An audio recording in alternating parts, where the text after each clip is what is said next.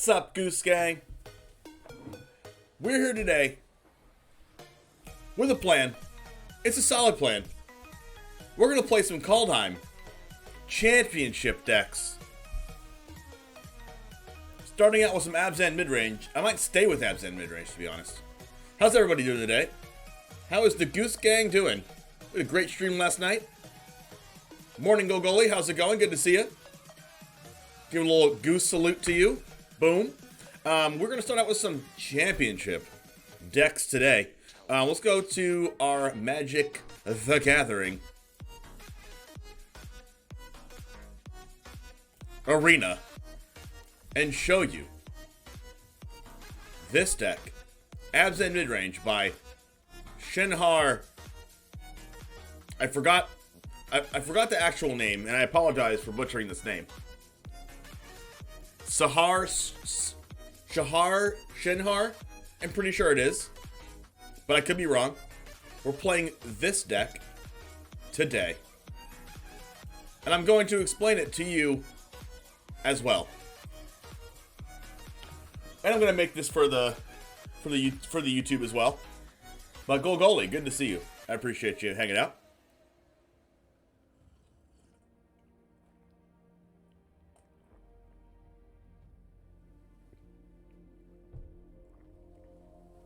All right.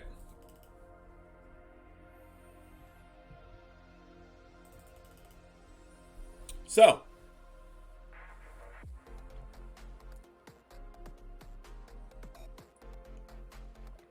let's play some Abzan midrange, shall we?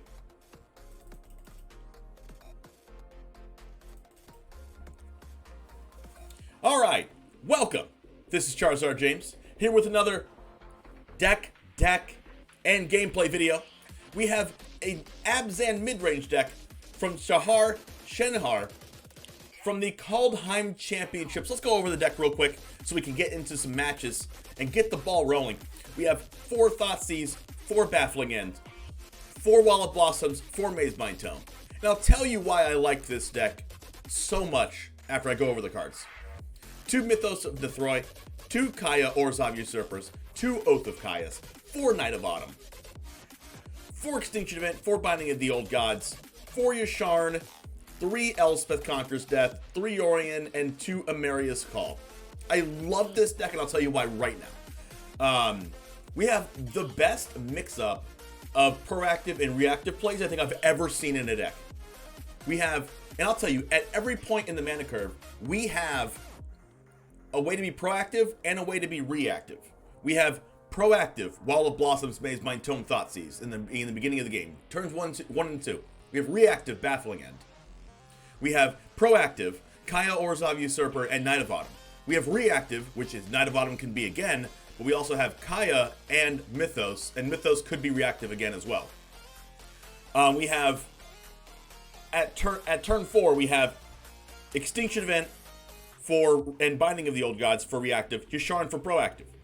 We also have, at the 5 mana slot, proactive and reactive cards as well. Amaria's Call, Yorion. Amaria's Call 7 mana, but you get the point. It's the top of our curve. And we have Elspeth Conquers Death, which is reactive. So at every single point, we can be proactive or reactive depending on what we draw and depending on what our opponent is doing. That's what I love about mid-range decks.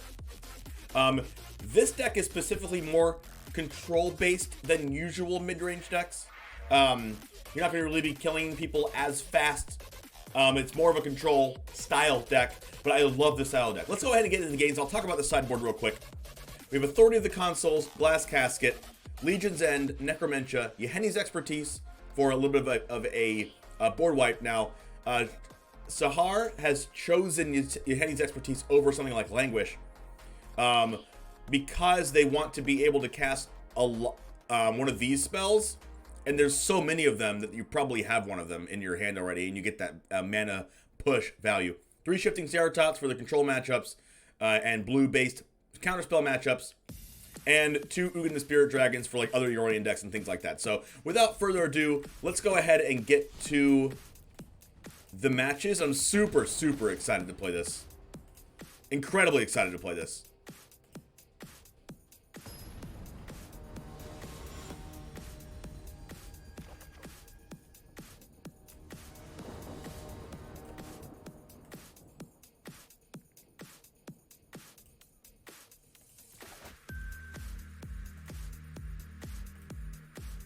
Alright, so right off the bat, we have Maze Vine Tome to get more land drops, or Wall of Blossoms, or reactive play, which is just so much what we want.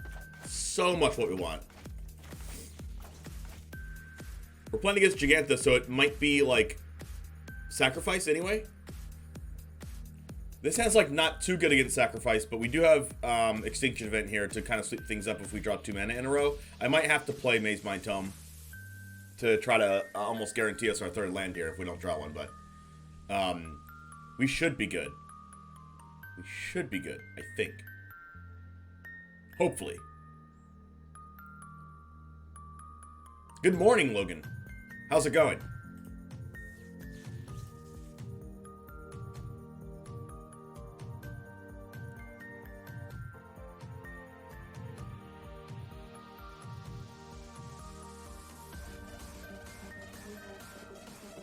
Alright, the opponent is taking Eternity. So we can only do one thing. One eternity later. Play the SpongeBob noise that says 1 eternity later. Not too bad, you? I'm doing amazing. Nice Sunday morning stream to kick it off. Waiting for our opponent to reconnect to Arena, it looks like. Our hand is quite good. We do need at least a land or 2.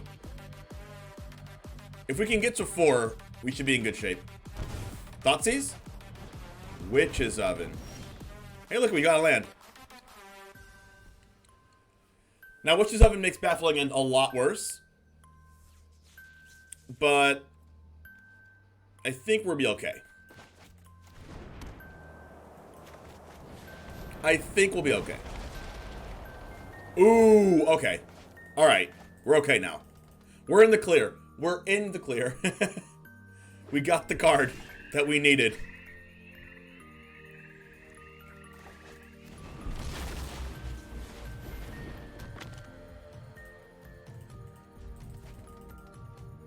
Looks like our opponent has like a lot of 3-drops in hand. If they don't have a 2-drop. They have like Mayhem Devil, like a bunch of stuff here. Do I have Cardboard Life? Yes.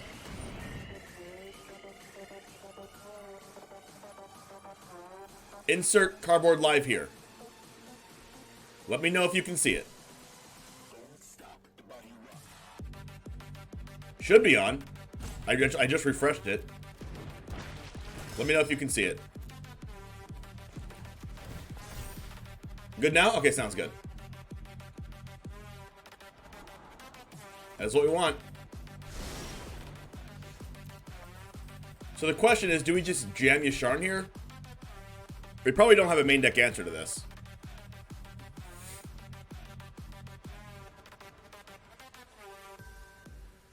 Or are we just binding the Witch's Oven?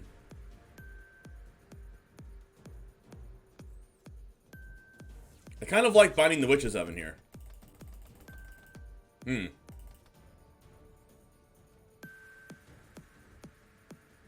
Yasharn guarantees our Elspeth Conqueror's death next turn. But do they play main deck outs to Yasharn? Probably. But if I had to guess, like, they don't have too many of them. I'm just going to play this and hope they don't have it.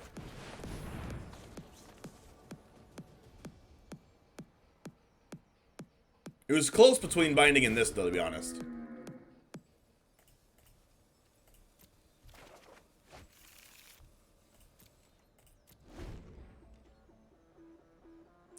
It's on? Okay, perfect, Mox. Thank you. How's it going today, Mox? Good to hear from you. Their outs have to be removable? Yeah, but it has to be like, you know, Heartless Act or something. And I don't even know if they play that.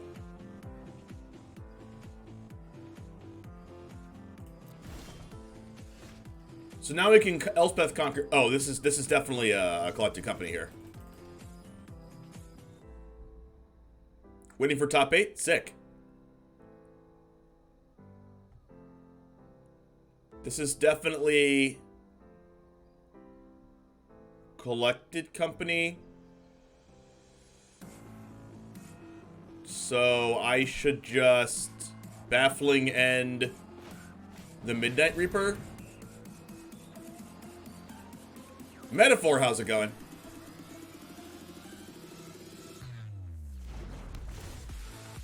I don't think I should Elspeth Conquers Death yet. Thank you for the follow metaphor. Appreciate it. Welcome to the Goose Gang. So I do this, and I'm pretty sure I just add this back to my hand.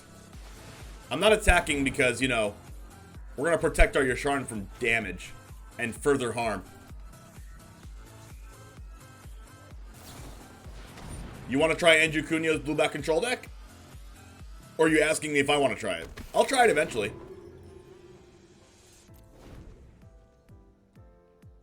You look like Thor with short hair deserve to follow? I've been told that. I've been told. You want to try it? I might actually try it too. I like blue-black control. Elspeth for Corvold if they have it. Yeah, I could also use Extinction Event on something like that. But yeah, fair. Droid Horde Boucher. I call this Boucher.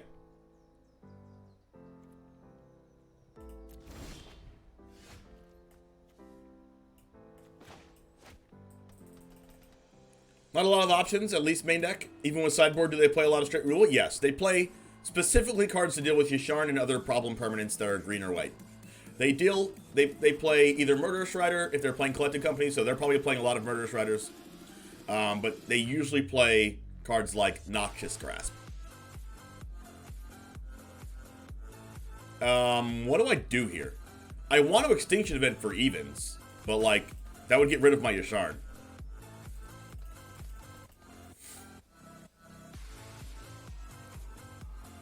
So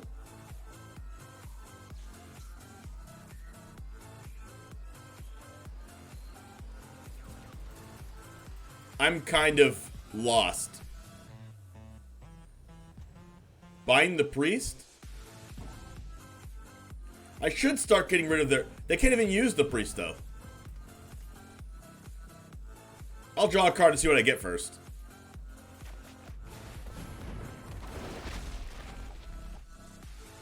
A land?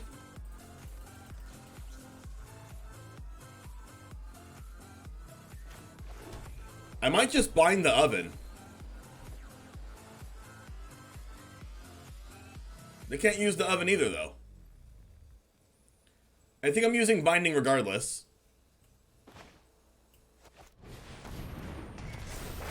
What's the scariest thing?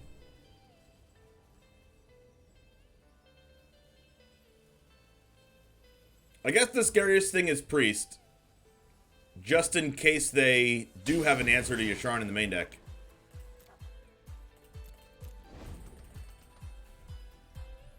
Is anyone drinking coffee right now?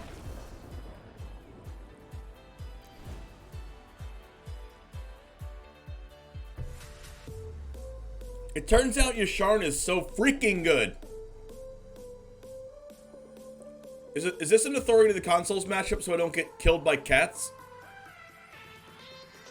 This makes cats neutral damage, right? That's like important.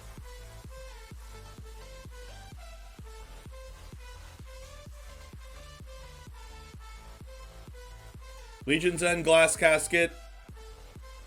It was built to shut down Sacrifice? Alright, fair. Do I bring this in for just Corvold? Probably not.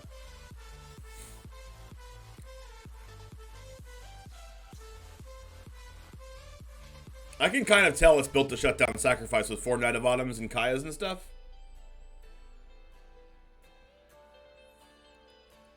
You need to watch your caffeine. What's tachycardia, Logan?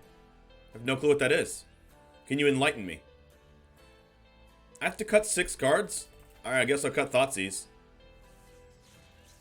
I mean, ECD is like pretty good. I mean, ECD is probably too slow, actually. I'll cut like 1 ECD, 1 Yorient. See how that goes. I don't really know how Shahar sideboarded against this exactly, but I'm doing my best. I'm doing my best, okay, chat? Leave me alone. I'm doing my best. Logan, is that... Logan... Roku, is that you on Twitter that liked my thing? I want to make sure it's you. Because it does say Logan on there.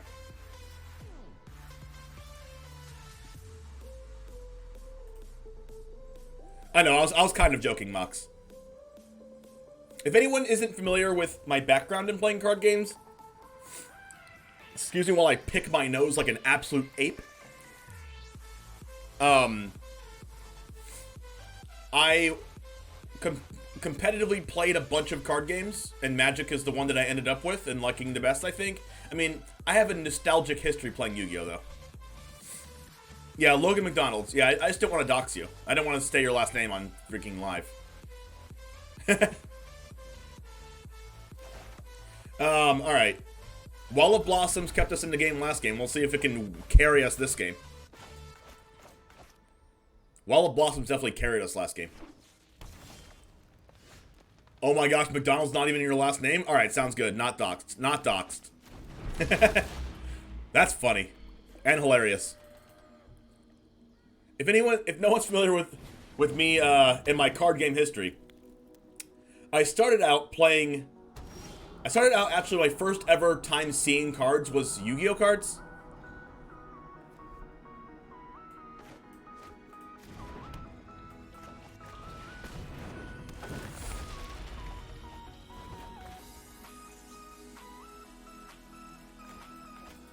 And my mom's friend, when I was like, I don't even know how old I was. I must have been like 6 or 7 years old, or maybe 8.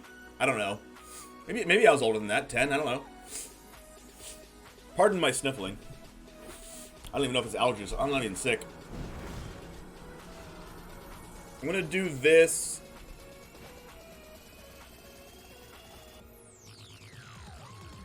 Because I might want a Mythos.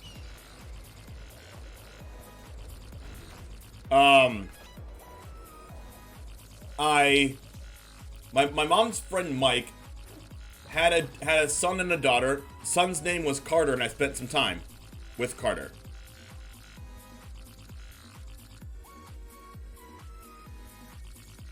I'm just gonna Mythos here, I guess.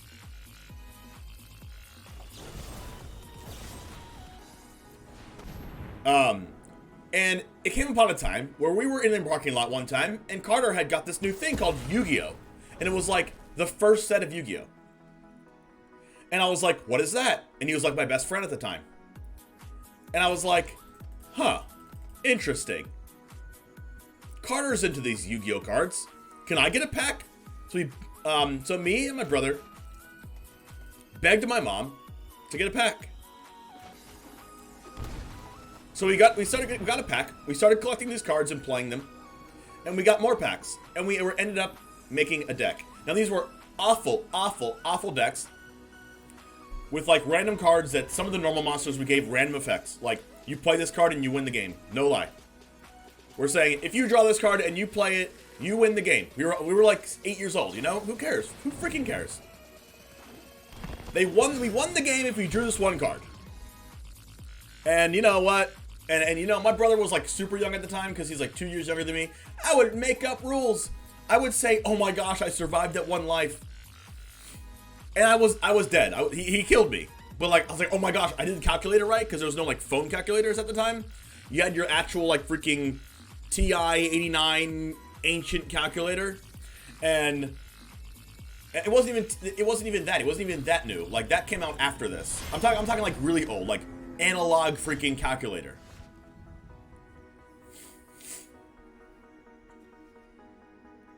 This is the best Extinction event of my entire life.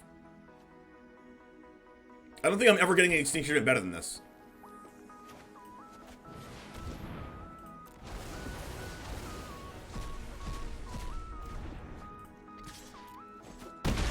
That felt so powerful to do just now. So, fast forward a couple months. Never mind, a couple months. I guess it was a couple months. I was like, if we're having Yu-Gi-Oh, we would watch it every Saturday morning on TV. We'd watch Yu-Gi-Oh, but then Pokemon would come out like right after it or right before it. So we would start watching Pokemon. And we're like, oh, Pokemon has cards too? Wait, we'll start collecting Pokemon cards. We never played the actual Pokemon game because it was like too confusing to us at the time. We were just too busy aping our Yu-Gi-Oh cards around.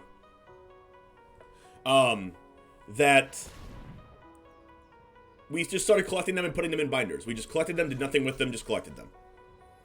And then I eventually grow out of, fast forward a bunch of years. I move out of my mom's house when I'm 18. Blah, blah, blah. I act of freaking treason. What? This thing's symmetrical. They can't even sacrifice this.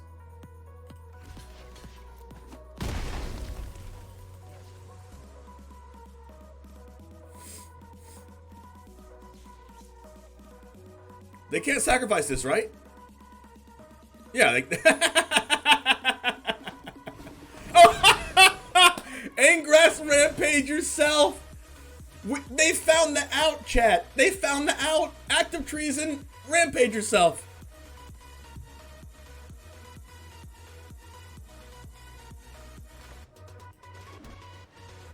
I mean, kudos to my opponent for finding it out.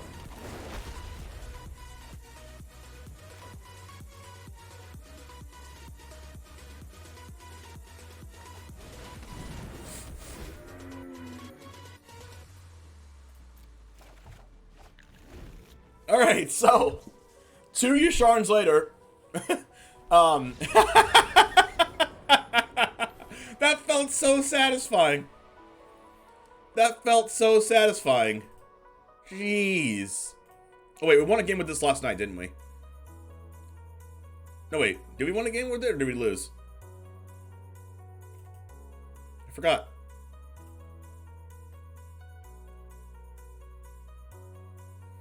I'll put our record down here so we can see this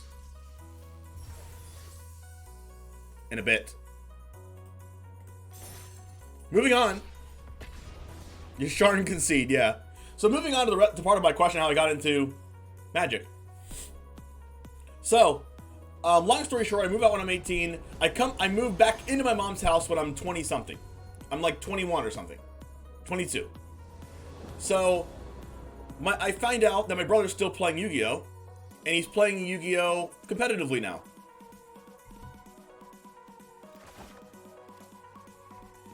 So I'm like, you know what? I moved back to my mom's house. You know, I might as well start playing this card game competitively too and see how good I am at it. I was a complete scrub. He did learn the real rules. I was a complete scrub. I had no clue what I was doing. It was awful. And I was like, I'm determined to learn this.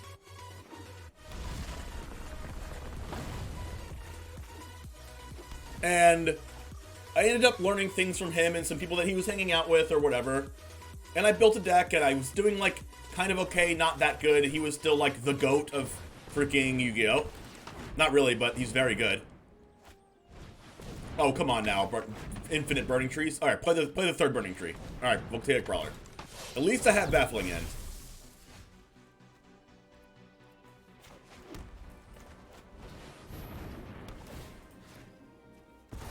I started off an unbeliever in the heart of the cards. And now I am a believer in the heart of the cards. By the way, streamer shout out, by the way, to MTG_Joe. Give them a follow. Arnie, hopefully I don't die. We're going to take their Embercleave, and then hopefully we don't die. Wait, do I have enough life to do that? I don't even know if I have enough life to do that. We just have to hope it's not Embercleave? Or a land? If we go to 11, 3,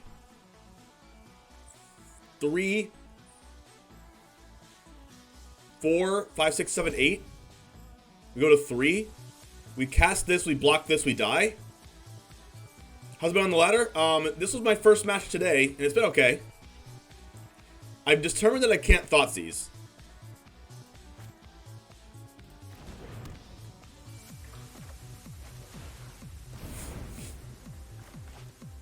Alright, so, back to my story.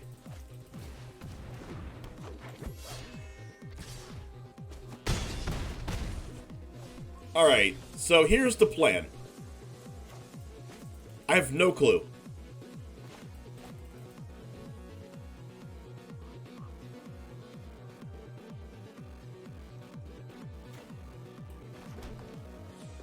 We should probably Extinction Event for evens.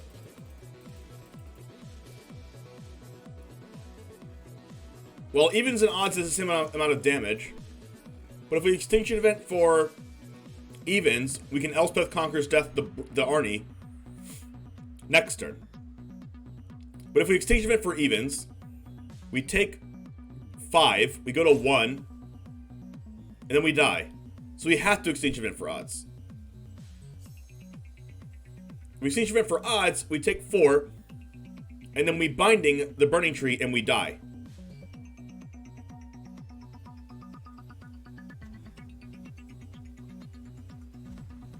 Alright, so we have to hope to draw another extinction event next turn.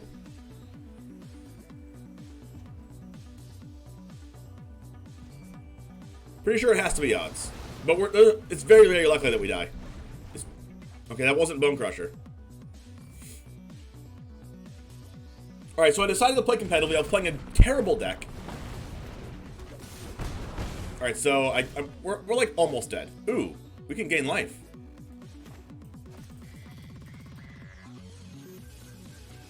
We have life gain and a blocker? That's about all I can ask for.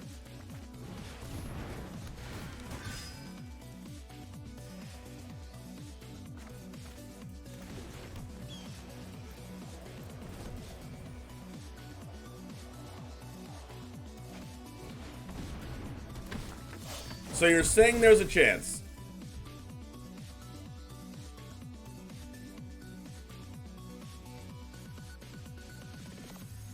Except for there's probably no chance.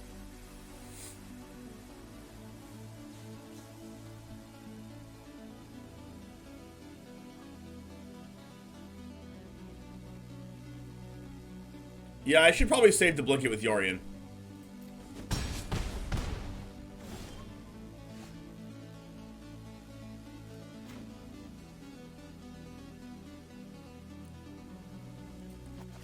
I don't know if this saves us, but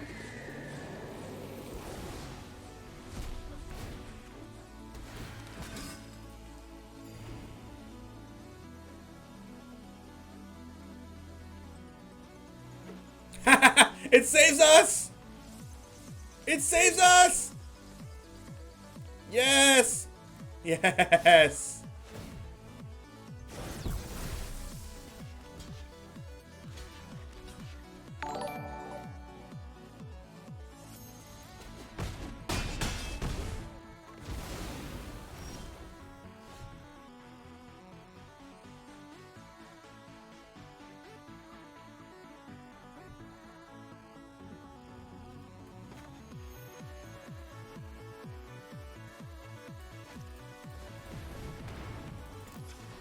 So we can go use Sharn into untapped land into Baffling End.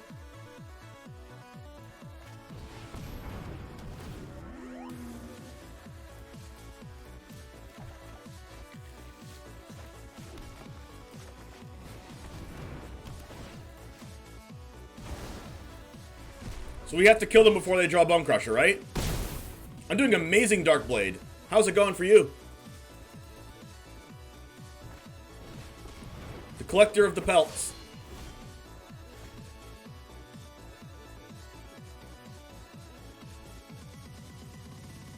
Let's start out by triumphing.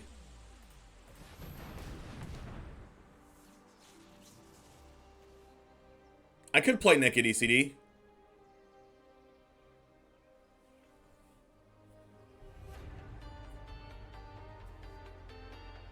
It be going.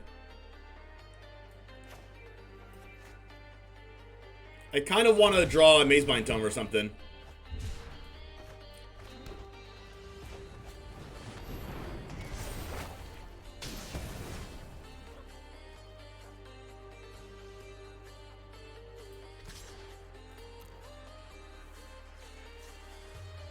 Ooh, they blocked. Them blocking is so good for me. Alright, don't draw... They can't draw Ramunap Ruins and they can't draw Bone Crusher Giant. We have to kill them before this happens. Oh, this gains life. This gains life. Life gain!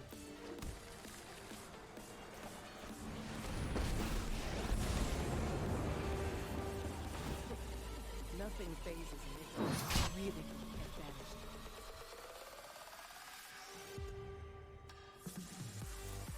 And then Dead in 2?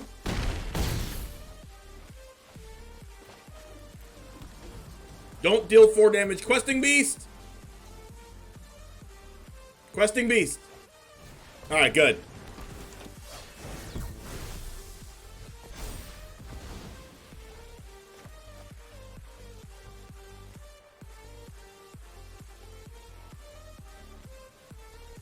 So I'm going to play it as safe as possible here. And I'm going to attempt to not die to Questing Beast.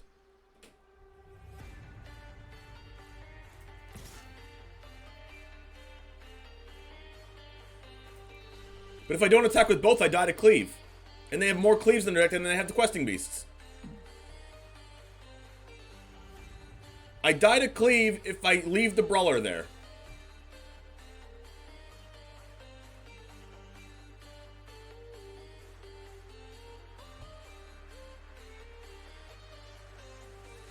And I attack with both because I'm not dead to Questing Beast if I gain life from Kaya.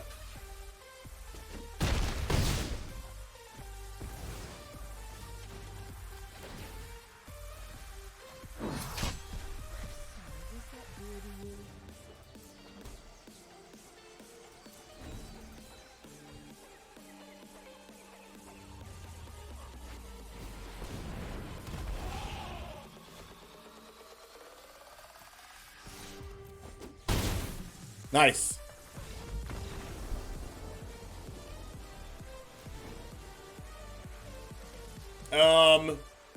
Expertise. Legion's End can be good with Burning Tree Emissaries. Glass Casket's good. Authority's good. What do we take out? Wall of Blossoms is a good wall. Mazemind Tome, maybe. Knight of Autumn. Knight of Autumn was so good there. Oh my gosh. Knight of Autumn gained 8 life. What would we do without Knight of Autumn in that game? I have no clue. What the heck would we do without Knight of Autumn in that game? Is Kaya too slow? Yasharn is probably whatever. Honestly, Elspeth Conquers Death.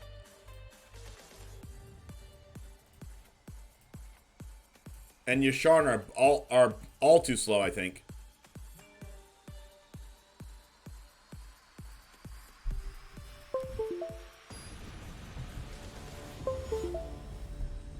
So, going back to my story that I left off, I decided to play more competitively. I played a deck that wasn't good. I started getting better and better cards and learning more about the game and more about the game. Why did I not take out Thoughtseize? I don't know. And I was like, well, I can be pretty good at this game. So I just started to hang out with some people that were good at the game. You know, like one usually does.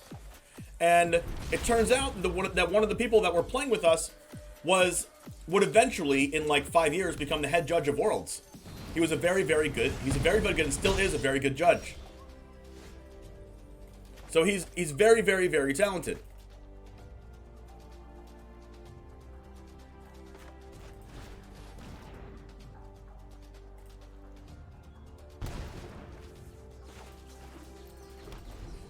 So I started hanging out with the people that my brother was hanging out with, and eventually I made decks that were good, and steadily better and better and better until I found some decks that I really liked. Once I found a deck that I really liked, I would be like, oh my gosh, I cannot top this tournament. This tournament is too hard. And Yu-Gi-Oh! Was very hard. But I eventually got better and better after a while. And I eventually started like making top 32 in tournaments. And if you're not familiar with Yu-Gi-Oh!, top 32 is what you're supposed to do. Top 32 is like topping. It's like basically top 8 of a Magic tournament. Wow, can you believe the actual God hand my opponent just had?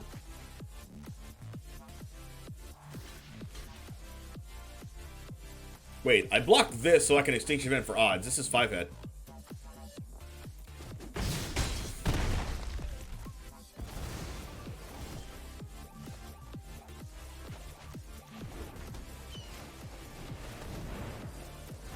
So,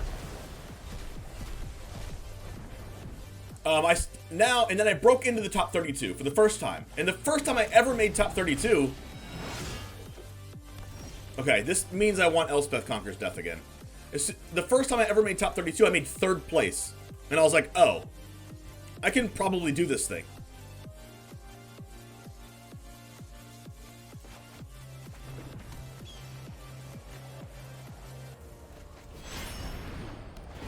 I got third place at a big event. It was like a GP. They're called YCS's Yu-Gi-Oh! Championship Series. And I got third place. I played a deck that I loved. It was awesome. And I made third place. But it turns out that at my local game store,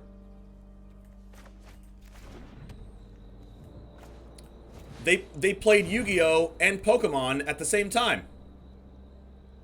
Not Pokemon. Yu-Gi-Oh! And Magic at the same time. And in between Yu-Gi-Oh! And Magic, I played a little bit of Pokemon, and I played in a big tournament and barely missed day 2. But that's besides the point.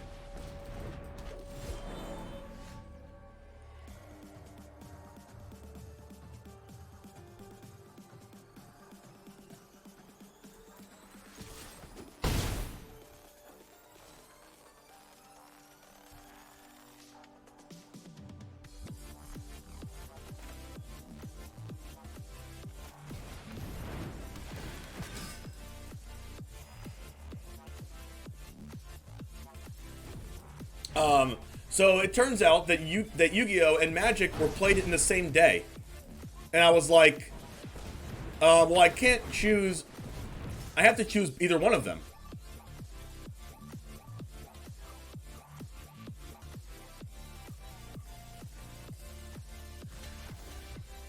Like, I have to choose either one. I can't just choose one because I can't play both tournaments at the same time. So here I am, trying to choose between Yu-Gi-Oh! And Magic because my friend invited me to a pre-release event. My friend invited me to a pre-release event, and I was like, I don't know about this Magic game. I'll learn the rules right quick. It's okay. I'm really good at Yu-Gi-Oh! Because I had topped a bunch of Yu-Gi-Oh! Tournaments at the time. I made top cut in Yu-Gi-Oh! Events like a lot. After I made third place at that one event in Memphis.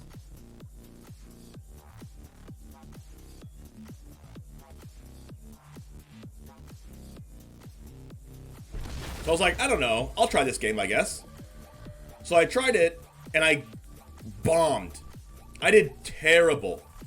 Except for in this one pre-release event, I got the one vehicle that was like console sovereign flagship.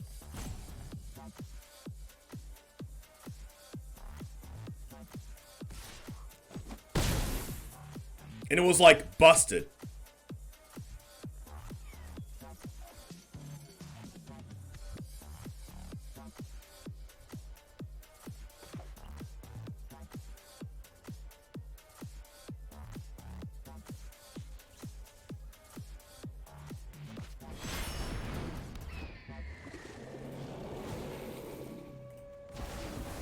So I did pretty good in that one, and that was my first tournament. And I was like, oh, I can probably do this then. So then I decided that I was going to join a draft. I decided I was going to join a draft, and now it's Amonkhet. And I'm like, okay, I'll join a draft. I joined this. I played this really good at the time. I didn't know it, but it was a good like cycling discard deck.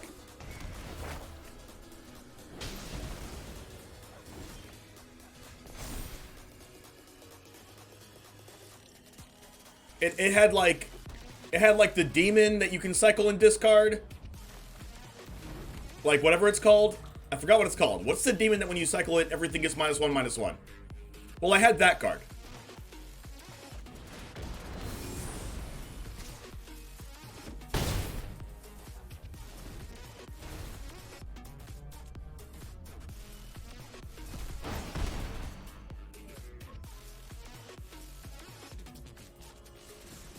Does Baffling End hit Clothis? No, because it's an enchantment right now. It would only hit if it was a creature.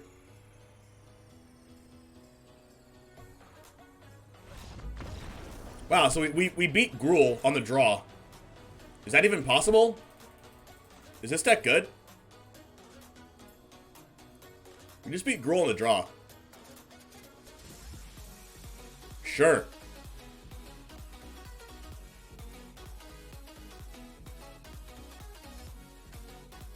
Moving on quickly to the next match.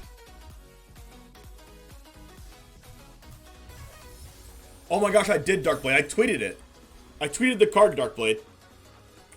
You can click that link right there and check it out on my Twitter. The card is bananas. Thank you so much, Darkblade.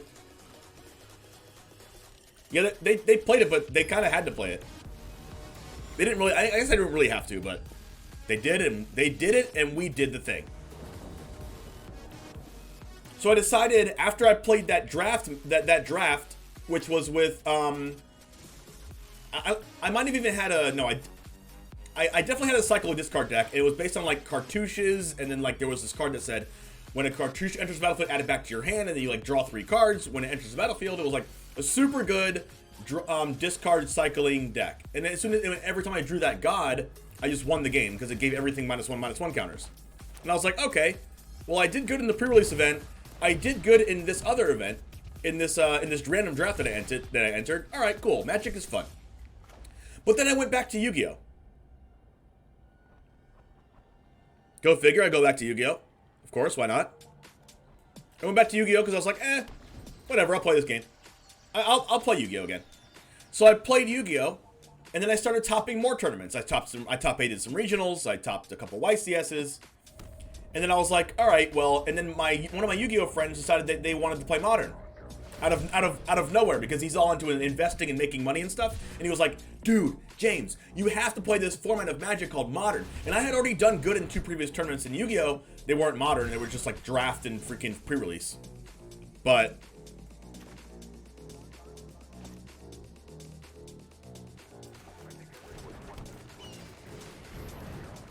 oh, is this cycling?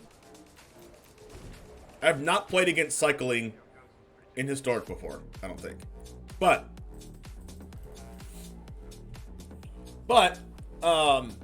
so one of my Yu-Gi-Oh friends decided that he was going to tell me about Modern because it was a good investment over time and your cards never lose value because the formats never change. LOL, Eldraine. And he gave me this like kind of analysis of whether like when you buy the cards, even if they're super expensive, then you'll never lose your money. And you can play the deck until the end of time. Right? Thank you for the follow, Montihar. So, long story short, I get into Modern, and I build one of the cheapest Modern decks you can build at the time. And I was like, I don't really want to play Burn. I don't really want to play Storm. What's the next cheapest deck? It's Tron. Mono green Tron. So this is how I found out about certain streamers too, because I was looking up on how to win with Mono Green Tron, because I had just built the deck, and I was like, oh, who's playing Mono Green Tron? And I see Jeff Hoogland. Do I want your Sharn? And I come across one of Jeff Hoogland's Mono Green Tron deck. All right.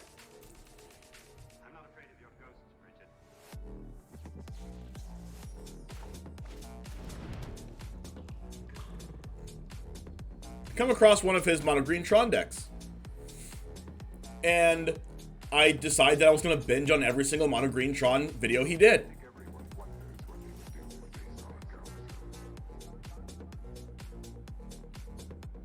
Am I adding Yorion? Or am I playing Knight of Autumn?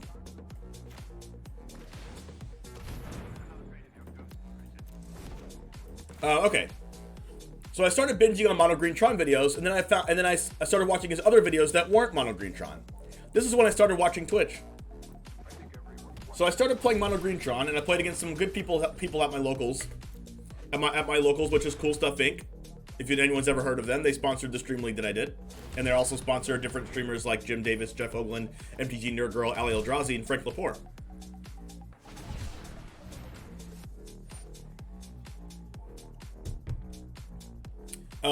But that also just happens to be my local card game store.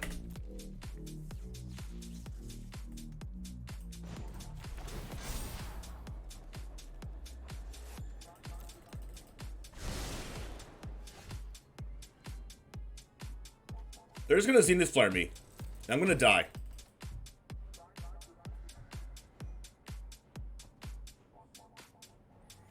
Knight of Autumn can kill Hollow One.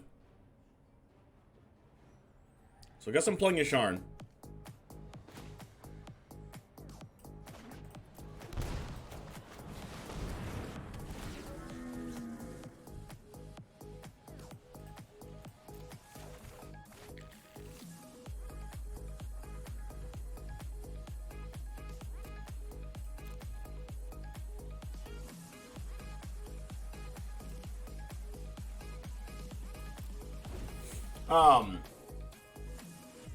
So I started getting pretty good at Modern. I started topping locals. I started topping events. Not events, but like events meaning my local game store Friday nights. Or it was Monday Night Modern.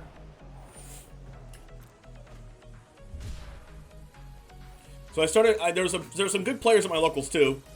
And, you know, one of them is Julian John. I don't know if you've heard of him before, but he has a lot of Magic Online tops and things like that, and he's a very good player.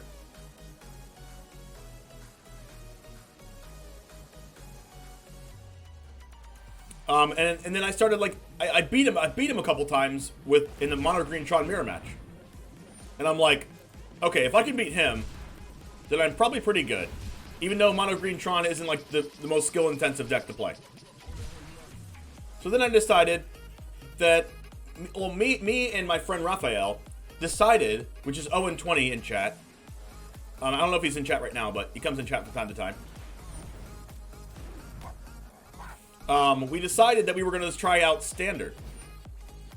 I don't know if we were going to try out Standard together, or if like I decided to and he just jumped on board. I forgot which one it was. Where's Extinction Event when you need it?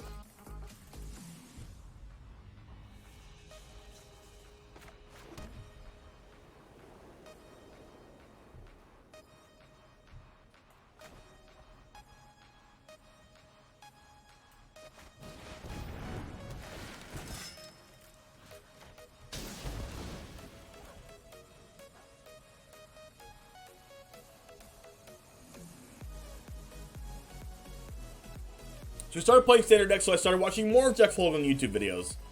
And then I started playing and then Eldraine came out, and Oko and everything. And I was like, and then I just eventually stopped playing Yu-Gi-Oh! Because Magic was on the same day as Standard, which was Friday nights. So, and then I just kept playing Magic until I was like, oh, I want to get my own computer and start streaming. I moved out of my mom's house and started streaming, and here we are. I don't remember how I got turned on to Jeff. I've always been firmly in the Blood Mood crowd.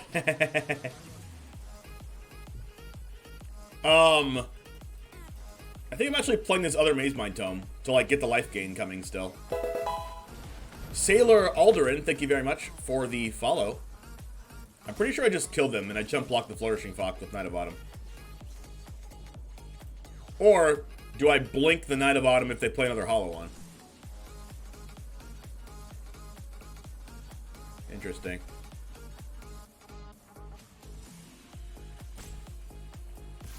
I don't know. I think I just try to kill them, I guess.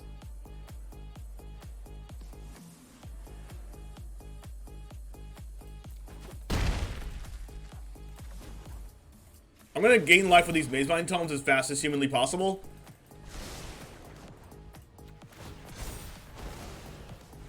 Yeah, I'm surprised they haven't been tossing Singe's Flares either.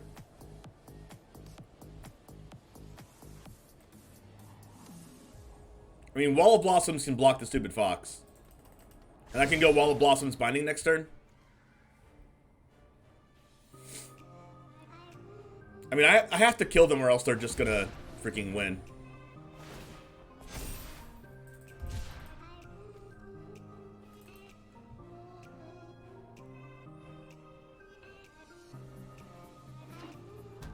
They've been drawing quite a bit of lands. I don't think they're supposed to hit their land drop every turn, but this is what my opponent's doing right now, so we'll take it. Did I hear you correctly last night that you play sports titles like 2K or Madden, for example? Yes, you did hear correctly. I played a lot of 2K, a lot of Madden, and like an actual unhealthy amount. But I never played online. So I don't think I'm that good against actual people, but I'm really good against the AI. ECD attacks their Zenith Flare. That doesn't really work because they have 6 mana.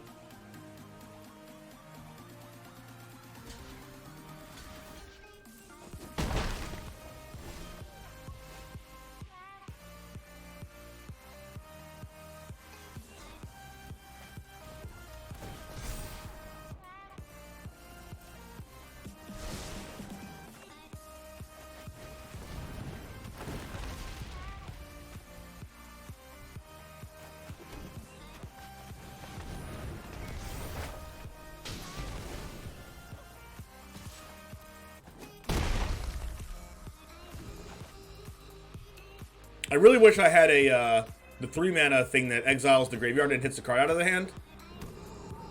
I'm like very, very close to death though. If they have double Zenith Flare, I'm just gonna die. Savage Nat, how's it going? They would have another Stinger. Unfortunate. I might actually die.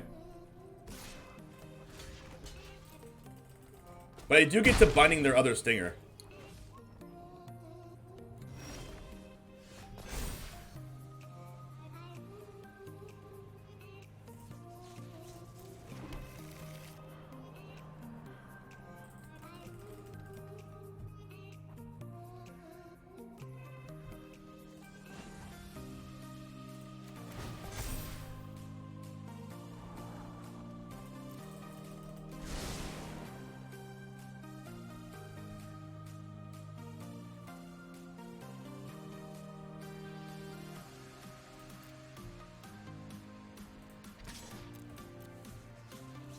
This is Zenith Flare, right? It's like 100% Zenith Flare.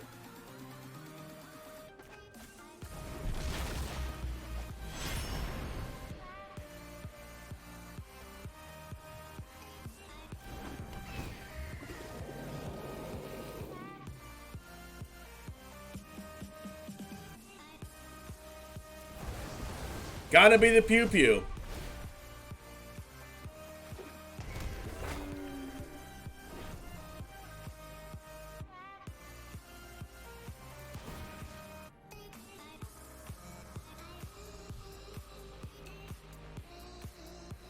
I guess I have to get rid of this.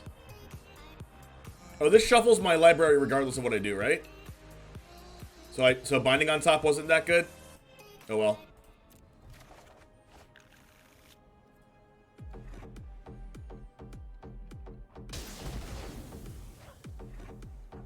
They didn't cycle in response, so oh my gosh, they didn't have Zenith Flare.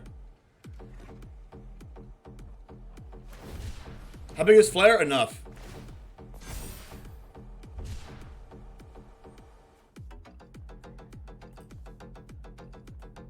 Every single card in their grave has cycling. Like, I think actually every single card.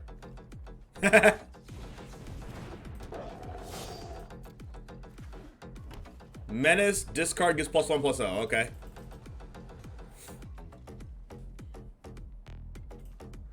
I might actually naked ECD to bring back my life gain.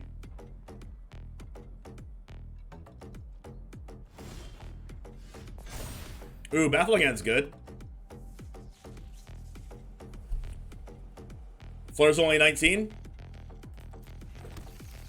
Well, Flare really doesn't kill me anymore.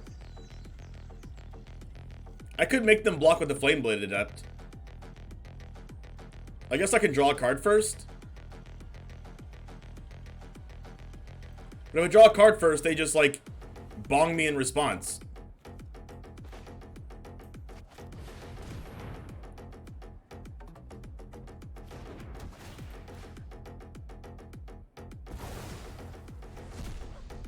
Yeah, if it's Flare, they don't have to chump. But I just have to hope they don't have it, I guess.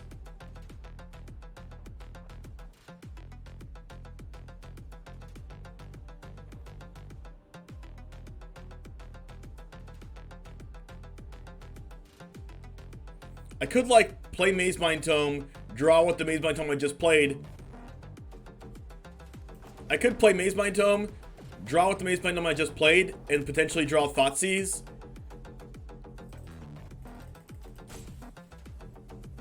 And then I can cast it and still use this.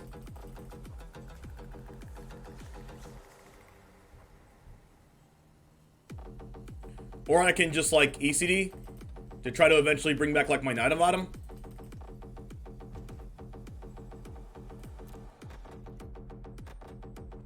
But I think I have to force the chomp here.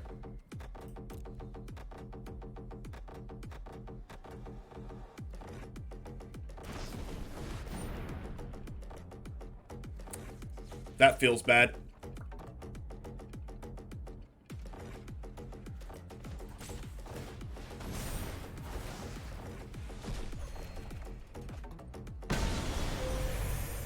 Wow. That's a pretty good draw.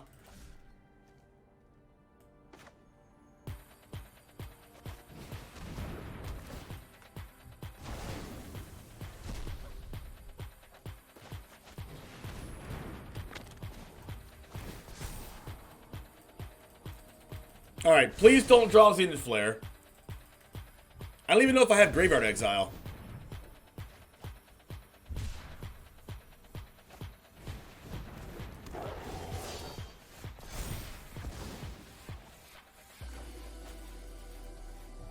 I mean, I can see what I draw.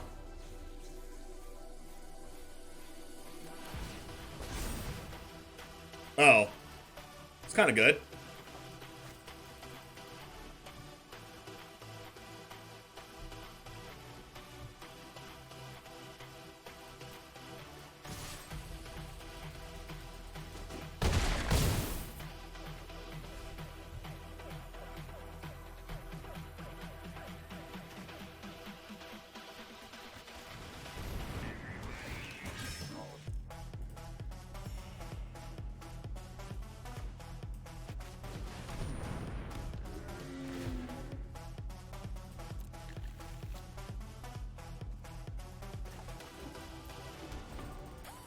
Alright, please don't die. Please don't die. I mean, every single card in their deck has cycling, so they have at least... whoo, they drew a land.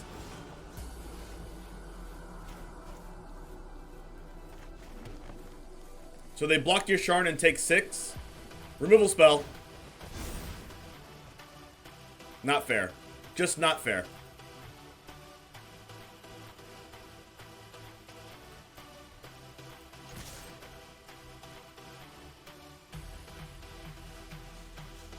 This game is taking forever. This is not fun.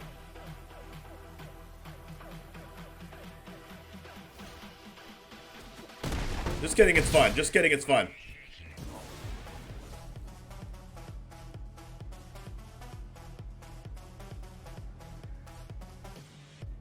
I mean, I died as Zenith Flare anyway. So what's the point of playing Yorion? There's just no point.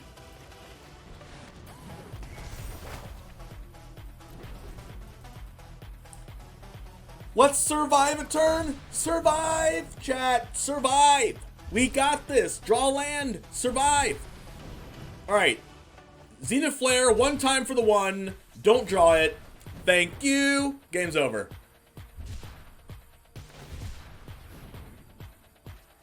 I can't believe 100% of those cards are cycling. Like, actually 100% of the cards in that deck are cycling. How do I beat that deck? I mean, I just beat it, but like... Oh, Necromentia. Deal. Legion's End, Glass Casket. 3 flares in our bottom 20 does help, yes. How many cards do they have left in deck? 20-something. Yep, that definitely helps. Ooh, Kaya is actually really good. I have to take 6 cards out. Elspeth Conqueror's Death is sweet trash. Some manner of prayer, yeah. Yasharn's kind of bad. Knight of Autumn's been pretty good. And honestly, the Mazebind tomes were very good too.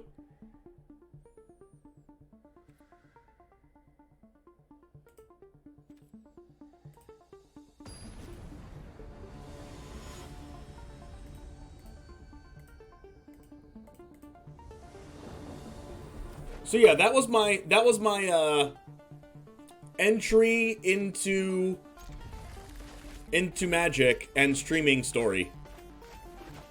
I didn't talk too much about my entering into streaming, but you now have heard my story. You must be off to do some laundry, but you keep me tabbed. Oh, thank you. Awesome.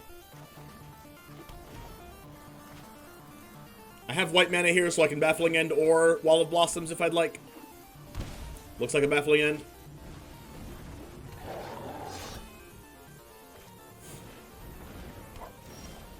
Oh. I mean, Kaya can take care of one of them next turn.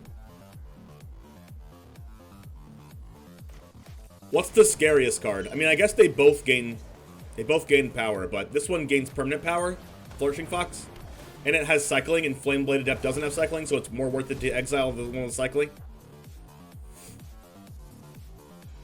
So next turn I get to like Kaya minus on the Flame-Blade Adept and exile it.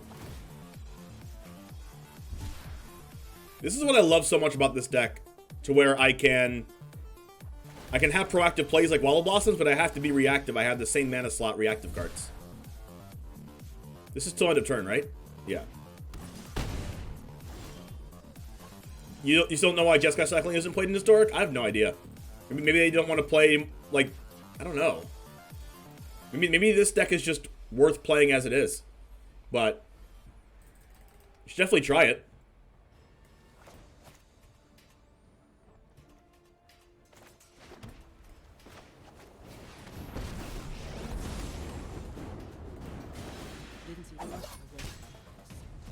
So now I can start exiling 2 cards out of the graveyard per turn. Hopefully they can't deal with Kaya here. We can potentially double wall next turn. Kaya's so good against cycling. Kaya's good against a lot of stuff. Holy crap. I want some more coffee. I guess we're not Wall of Blossoming. We're just going to Binding the Dranith. Kaya's gasoline, yeah.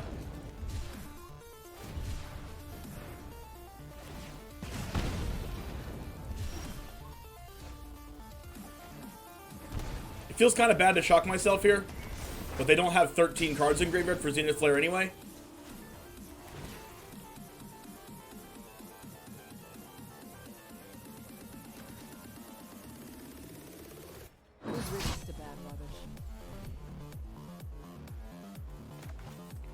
This deck has a weird amount of life gain. Like, Kaya gains life, Knight of Autumn gains life, Maze Mind Tome gains life. We have Knight of Autumn for this cast out, too. That's sick.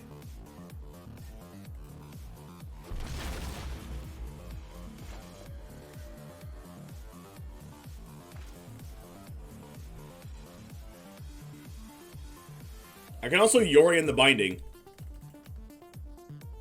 Is it better to Yori in the Binding? No, I'd rather Yori if I get the Wall of Blossoms out.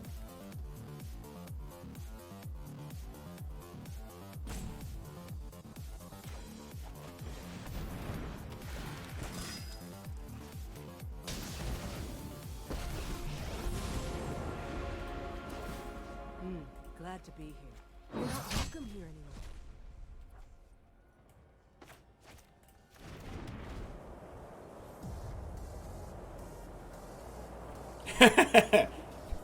Delotrius. Flourishing Fox, cool. Kaya can kill that. I mean, exile it. Another cast out? Well, that kind of sucks. Oh my gosh, Legion's End. That's so good.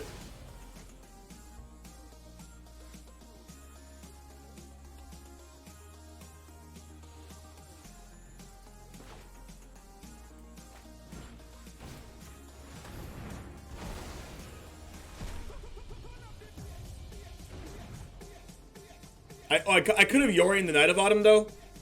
But I kind of want to get more value out of Yorian.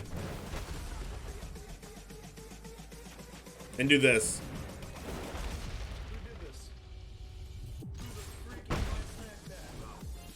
Value, chat. Value. Yeah, they hate our Kaya. Opponent knows for sure it's gas. It's Sweltering Suns in hand. This looks like a GG. Looking like a GG. Oh yeah, cycle that hollow one. Let's go.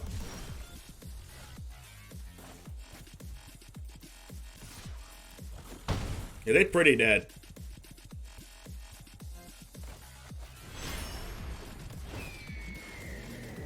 This might be a concession, Yorian.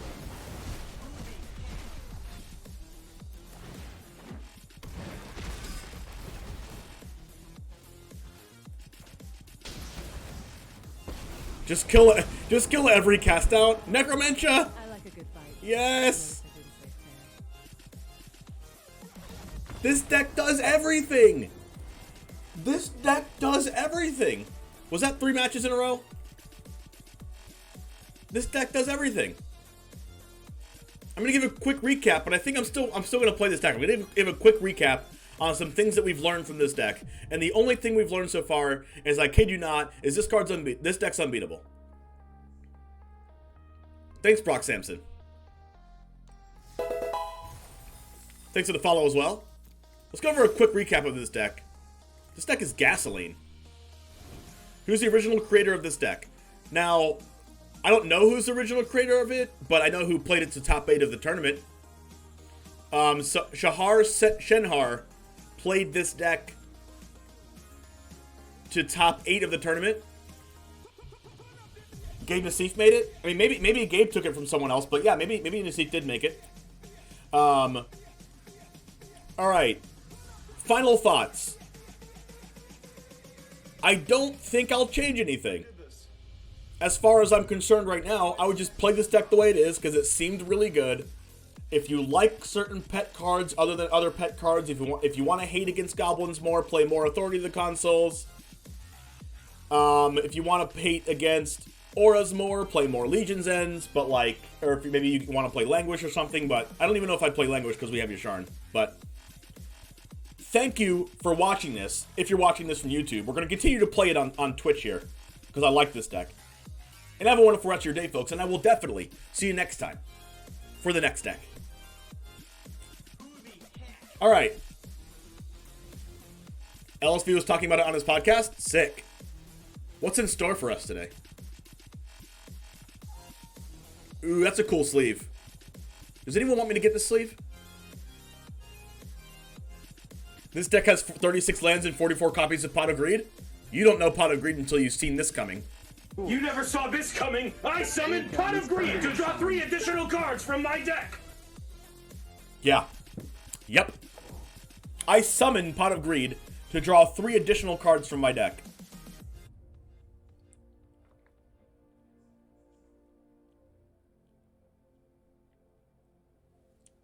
I'm a Magic content creator with a Pokemon name and a Yu-Gi-Oh background. What more could you want? Problem is, it straight folds to control. That's why we have 3 copies of protection from Blue Dino in our deck. I don't think I get this because I want to save my money for the new set. Let's play some more. Marcelo Tolo, thank you for the follow. Welcome to the Goose Gang. Good salute to you. Let's give a nice, for those of you that are subbed and have this emote, let's give Marcelo Tolo, I hope that's how I say it, a nice goose salute. Archmage. Wait, is this the Archmage that I know? Hey, no worries. Always. Think I'll go import this deck? It's so good. I love mid-range decks. Is this? I hope this is the Archmage that I know, so I'm gonna say hello. Alright, so Kaya's super good against this too.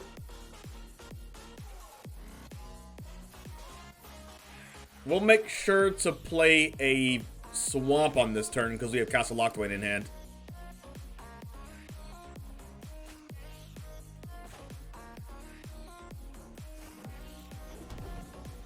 No worries. I took you as yelling it. Thank you for streaming! I took it as that.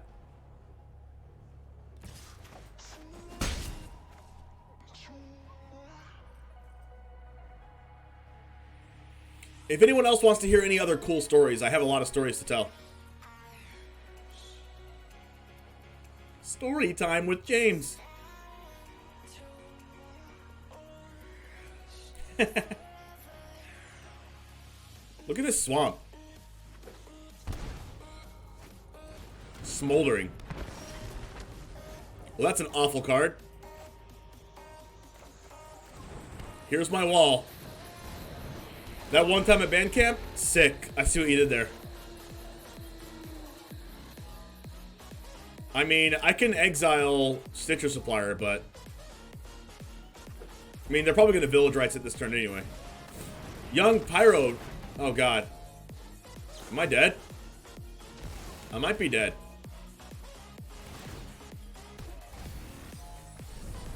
Okay, good. Kaya can exile the Kroxa.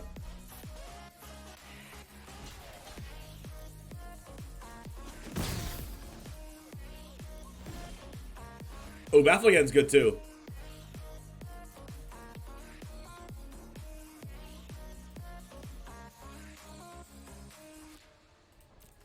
think I need to exile the Crokeyz though.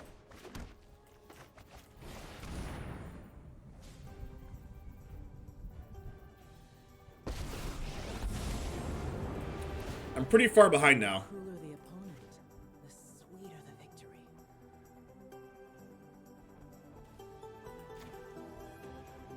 I'm gonna exile Stitcher Supplier just in case they have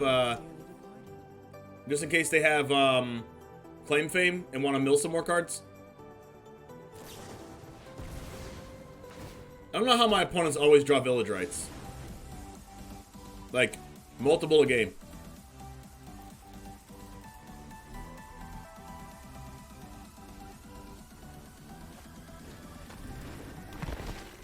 Oh, this is Spark Harvest, right? There's no way they would play that if they didn't have Spark Harvest. Well, actually, no, they would Spark Harvest as 1/1. Well, they can Spark Harvest the Stitcher Supplier. Oh, I guess they can give their stuff more power. They have Village Rights in the graveyard, so they're gonna, like, Dreadhorde Arcanist to Village Rights on the 1/1, I guess. I don't know. You never know what they could have. They have 5 cards in hand. I think this deck's going to be by far and away the best deck in Historic after Inquisition of Kozilek and Faithful Suiting come out. Because, like, you no longer have to play Village Rights. You can just play Faithful Suiting. Alright. Say goodbye to Yasharn.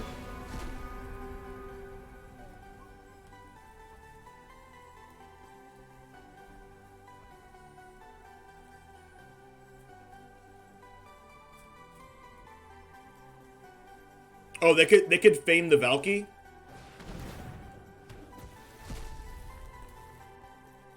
Never mind.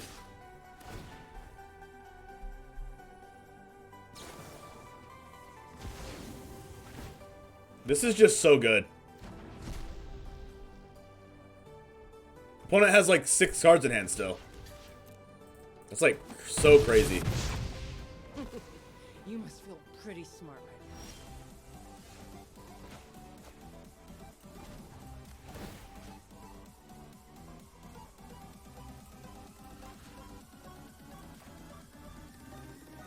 now. You said your goodbyes already.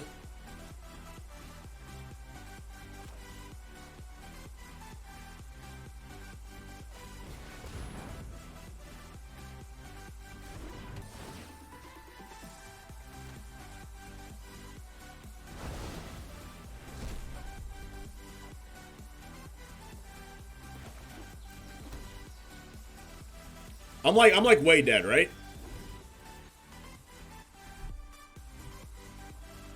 This is definitely a Henny's expertise matchup. They haven't drawn Thoughtseize yet.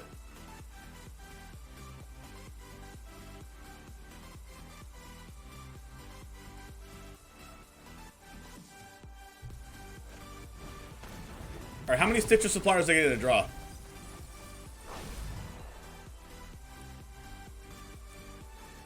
What you sipping on? Iced tea. Rakdos card draw, who knew? I know, right? But this deck is Inquisition of Kozilek and Faithful Saluting. Holy crap. Raider Bell, thanks for the follow. I'm sipping on life. I'm sipping on life and happiness. No cap.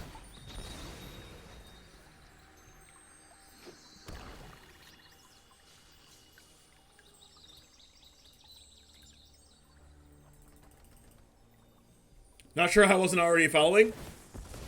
It's okay, it happens sometimes. I'm pretty sure they were trying to mill Crokeyz there.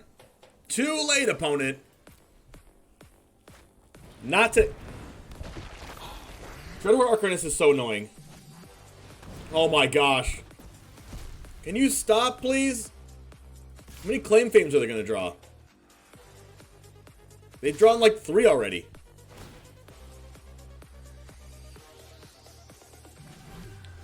Oh no, not my Elspeth Conquers Death.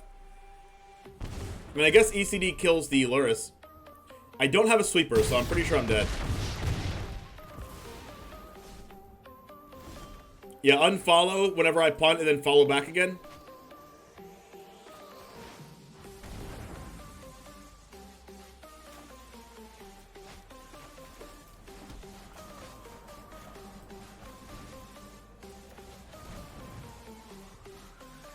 You said it last night?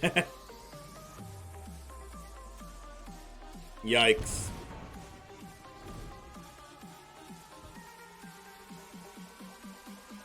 Yeah, can you just freaking stop? Can you stop playing stuff? That'd be great, thanks.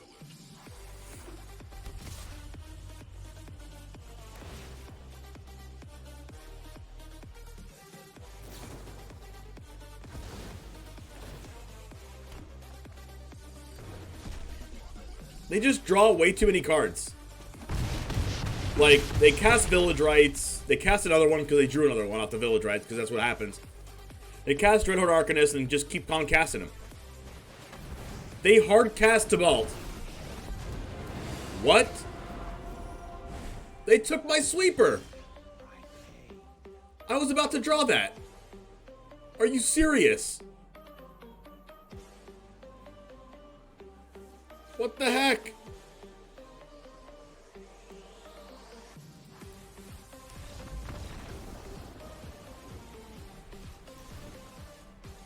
Like, actually about to draw that. Do I even bring Necromantia in this matchup? I don't think so.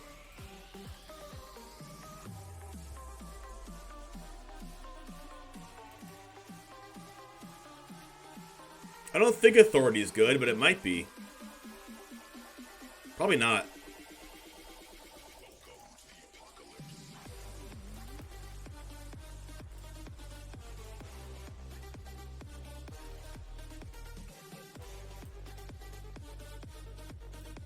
By the way, make sure if you want to get a hold of me outside of the stream, you follow my Discord, ! Discord in chat to join that. We do competitive things in there, sideboard guides, deck lists from tournaments. We also do casual things in there with ways to chat with every format of Magic in there. We also have a creator content area if you are a streamer or you want to follow streamers and other streamers that are in the Discord. You can check the creator content section out. You can also give stream ideas to help out and improve the stream as well. And just talk with everybody in the Goose Gang. Who doesn't want to do that?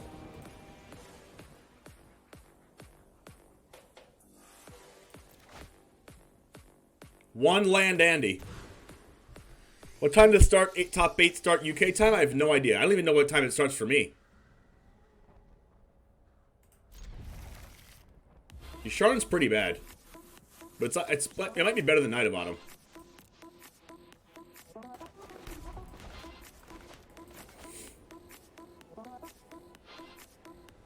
I'm pumped for Innistrad later this year. Innistrad was a set when I really got into Magic for the first time years ago. Yeah, same thing for me with Amonkhet. I never played Innistrad Standard, though. 9 a.m. PST. That was a good draw. They took Yasharn. Does that mean they have Village Rites in hand? Probably. Why would they take Yasharn? Maybe they don't know what deck we're playing? Or they want to stop us from hitting our land drops?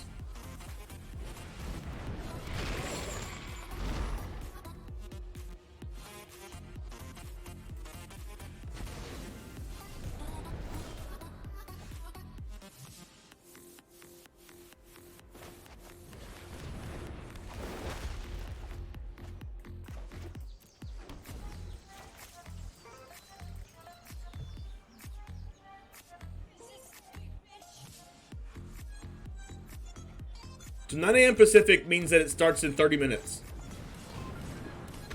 Wait, why would they Pyromancer when they know I have Oath of Kaya? Oh, Duress. Makes sense.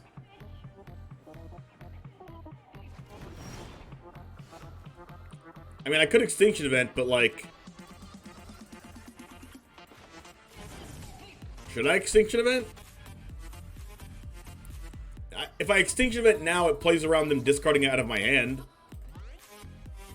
So I guess I do it.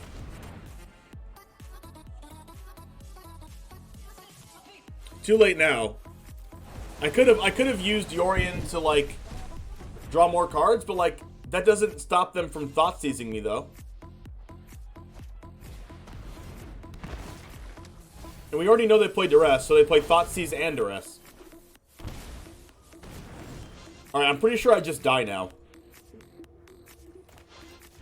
I'm pretty sure I die because they just cast Crokeyz. I'm forced to discard this, and I cast this, and I'm dead. I have to draw, like, another Extinction Event off the top. Like, this is how fast I can die.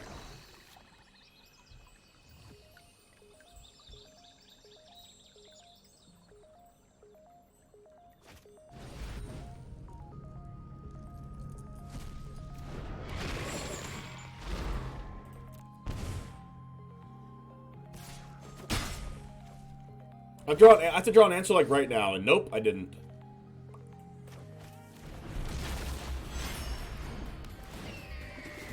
And this is how we die. I need a glass casket or a baffling end. There's like 7 cards in my deck that say that.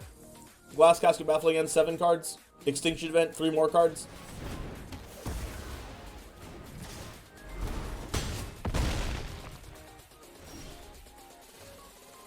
So you're saying there's a chance?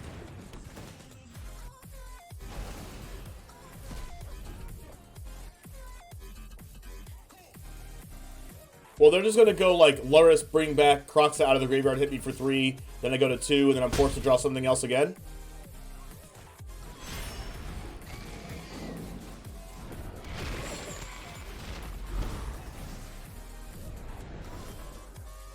Alright.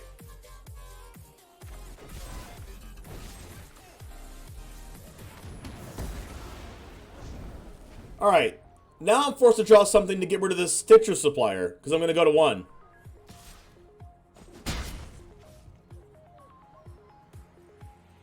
And it looks like they have all interaction in their hand. Oh. Or that. So now I can't just draw a blocker. I don't know what I can draw here, but whatever, we have to go for it.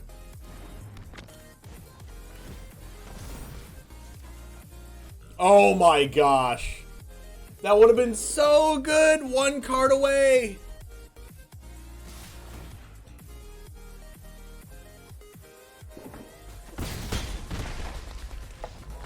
That was brutal. Do we ever beat that matchup? Currywurst. Is that how you say that? Poms? Or Pomes? How's it going, Currywurst? Good to see you. I do love curry and I do love bratwurst, and I really, really hope your name is food based. I love curry. I love bratwurst. I'm a quarter Italian, so my mom is half Italian and my dad is not Italian at all. Regret that you had to see it in my percentage gamer state. I didn't know if that was actually you, but thanks for hanging out, Archmage. I don't know if you stream anymore, but we're gonna shout you out anyway.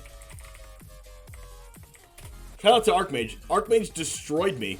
I'm not even close.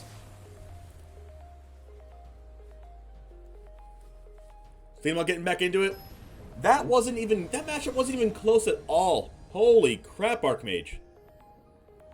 That deck is so good. And then that deck doesn't even have Inquisition of Kozilek or Facial Saluting in it yet. No, I definitely shouldn't have. How would I have won game 1? You destroyed me in game 1 too. How would I have won that game?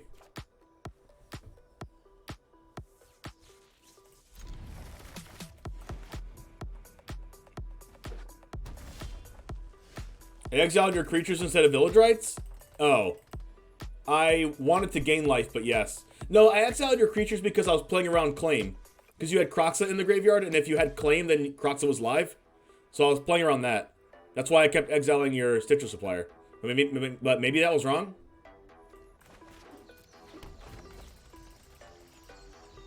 I could have exiled your village rights, yeah.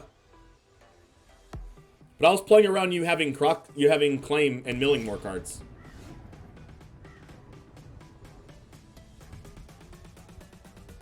Yeah, that's fair. Well, the thing is, a single Crokeyz attack, it wouldn't have been just a single Crokeyz attack. I would have just died to the Crokeyz, I think.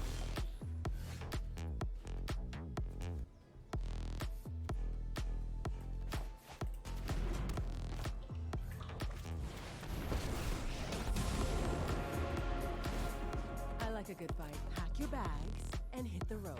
Yeah, it was not good at all.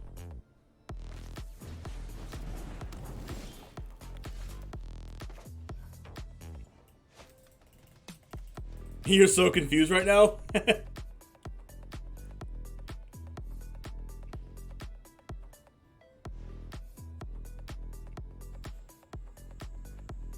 Do I binding that and keep plussing Kaya, or do I minus Kaya? I'm pretty sure I just minus Kaya and, like, not binding. Good for you. Shuffling me off my motor coil.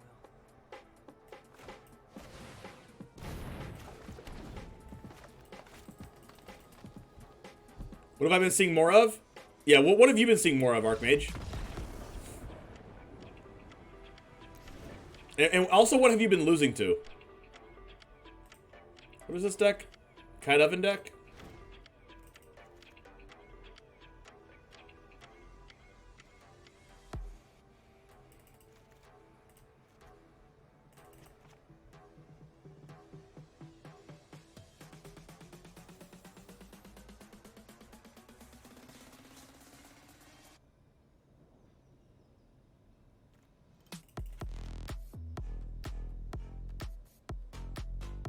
Do I want Legion's End?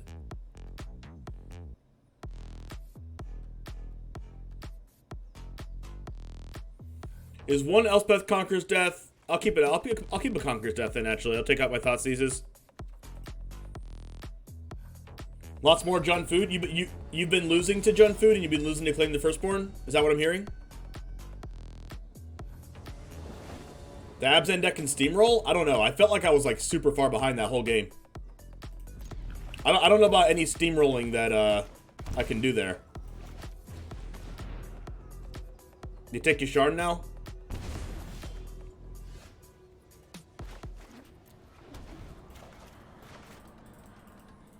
Yeah, I didn't draw it though. I didn't draw it.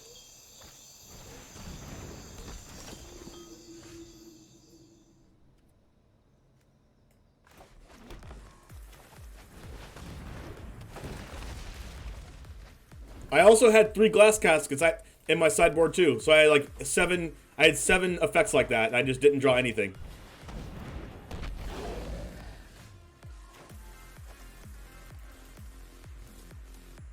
So I just Oath of Kaya this.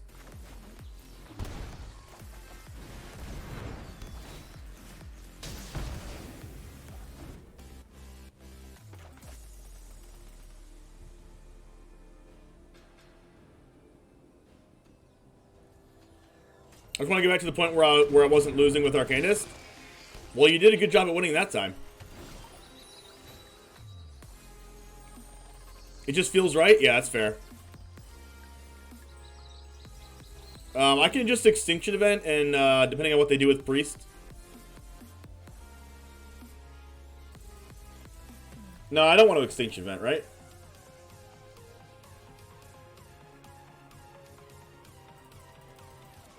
If I just Yahenni's Expertise, I should be fine.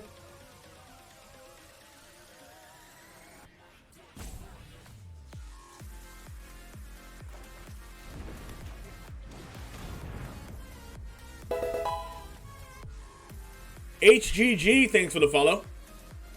Thanks for joining the Goose Gang. Streamer shout out to HelloGoodGame, by the way. Make sure to check him out on the YouTubes and on the stream. Give him a follow. Wonderful human being. Super hardworking as well. I wish I could video edit as fast as he can. Holy crap, that man can edit in like 3 seconds.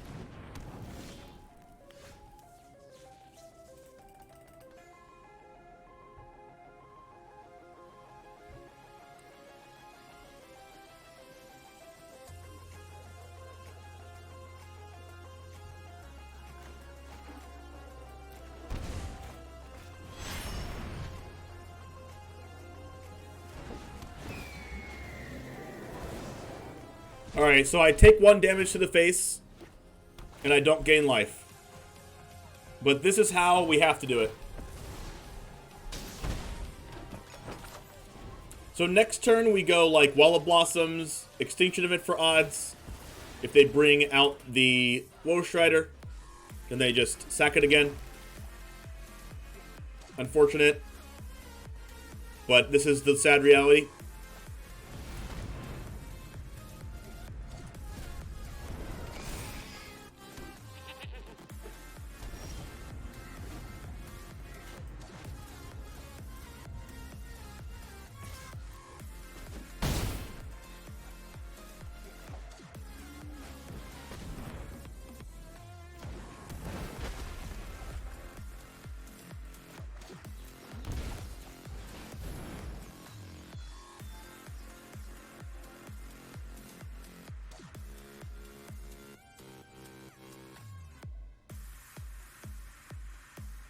They didn't sacrifice it? Wait. They just let me exile it? Okay, I'm okay with that.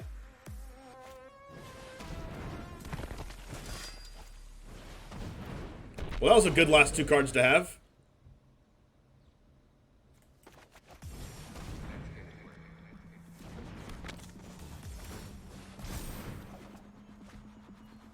That's also a good card to have.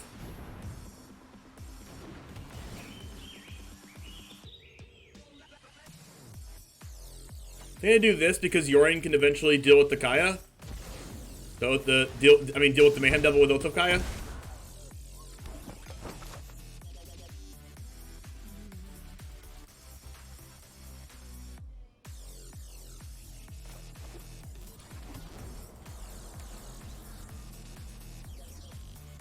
I might not block with my Wall of Blossoms, to be honest. Actually, I will block with Wall of Blossoms.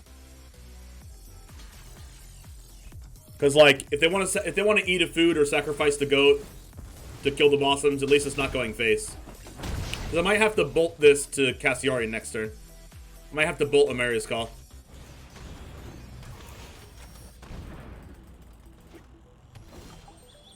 Another Baffling End?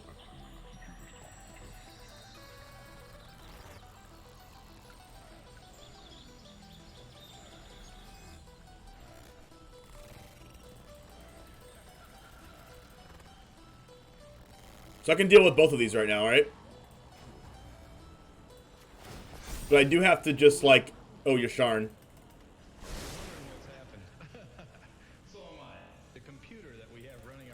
Wall was made for blinking? I know, but, like... I don't want to lose so much life, because I'm pretty sure I had to bolt this. And I didn't want to go down that far.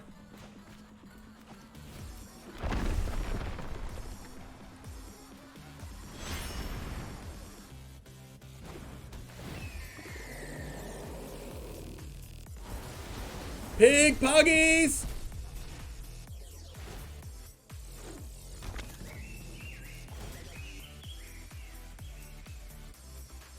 Glass Casket. This. Oath of Kaya, this. He has a shake weight emote? Ali Eldrazi's the GOAT. Ali Eldrazi has a shake weight emote. Holy crap.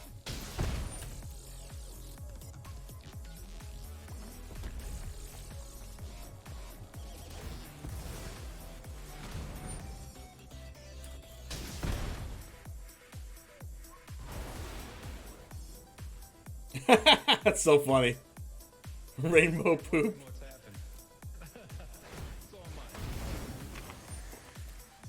Alright, so this coming down is going to be a little awkward for us, though. Because it's a 5/5.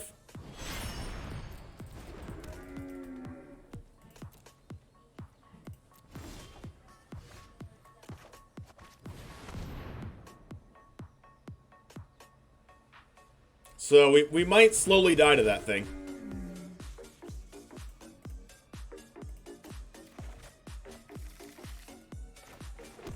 I guess I'll draw a card, see what happens.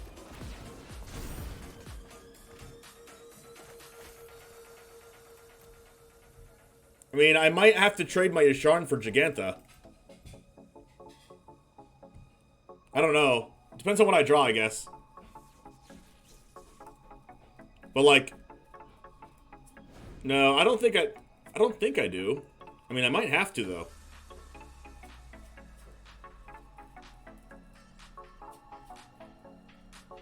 It depends, I guess. Like, I don't think I should, but I definitely don't think I'm chumping it. I definitely don't think I'm chumping it. Like, the only way I get punished here is if they have exactly, like, Cauldron Familiar. But do I go to 3? I feel like going to 3 is a mistake. Oh, because I didn't know if I was going to block her attack yet.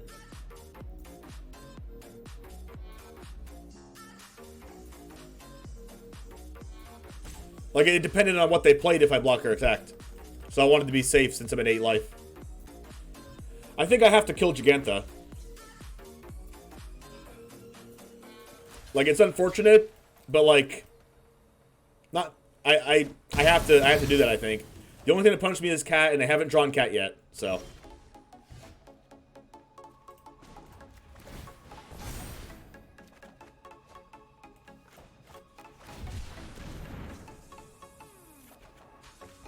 That's so good right now.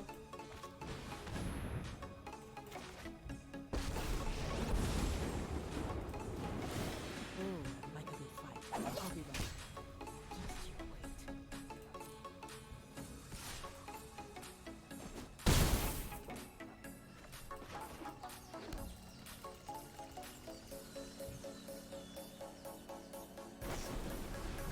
Oh no! Oh no, my Kaya's dead! Dang it. I mean, I have more Kayas where that came from though. I don't regret doing that against, like, I guess maybe I should be playing around a Braid. Maybe I should be. That sucks though. Trample over Phyrexian Negator. Death Touch, 1 point, trample over with Carnage Tyrant. Oh my gosh. What's up, Goris? How's it going? Good to see you.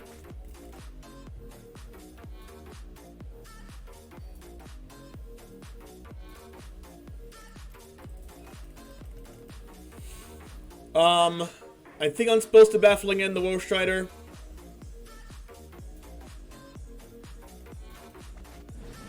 Actually, if I Baffling End the Woe Strider, they just sack it with Phyrexian Tower.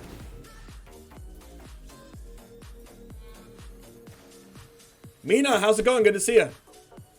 I'm definitely behind now that they killed my Kaya.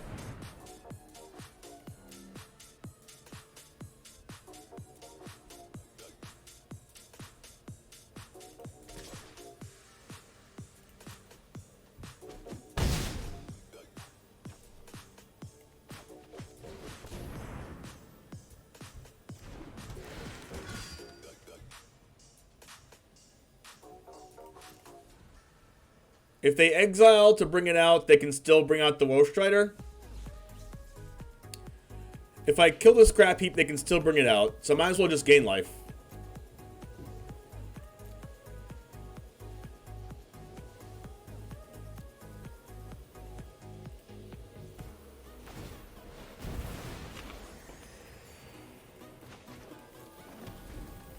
I'm definitely in a predicament.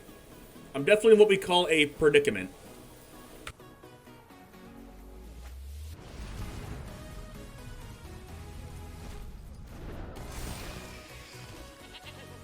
I need an Extinction Event.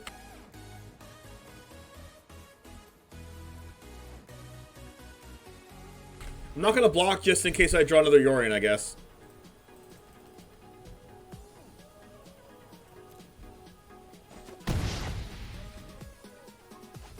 "30 days of work in a row? What do you do again, Goris? That's a lot.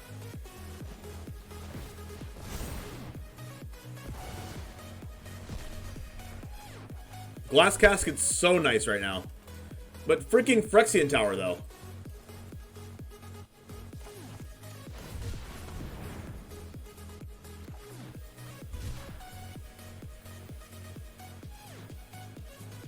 Was Away working on a drilling rig? Wow.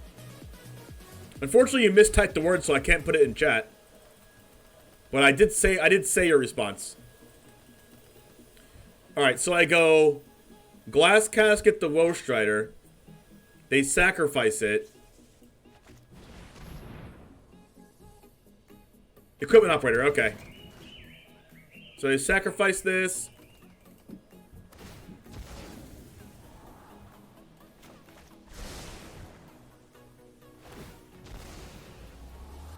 And then do we get rid of the Scrap Heap Scrounger, or do we get rid of the Cauldron Familiar?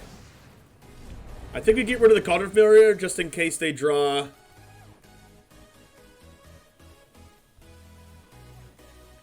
Just in case they draw an oven.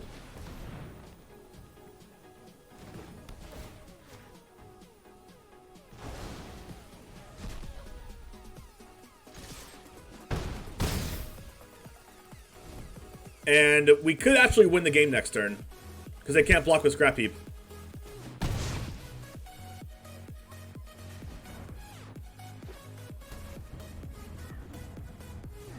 Hopefully they can't put one more card in the grave. Alright, Midnight Reaper. So, if I draw an out to... Oh, they can actually cast it. Oh, that's nice. That's pretty cool. Oh, but they're at 4 now. They're not at 5, so Yorin kills them anyway. That's funny. Wow, we destroyed them. We've been really destroying the, We've been really destroying the sack decks.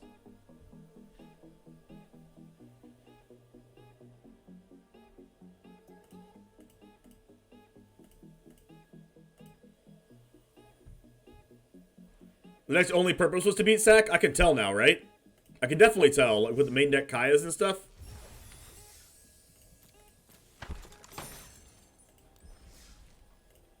So we ended up losing to Arcanist with Archmage, because Archmage is a great player. I'm going to run to the restroom real quick, and we can kind of, like, look over the deck one more time. I'll be right back.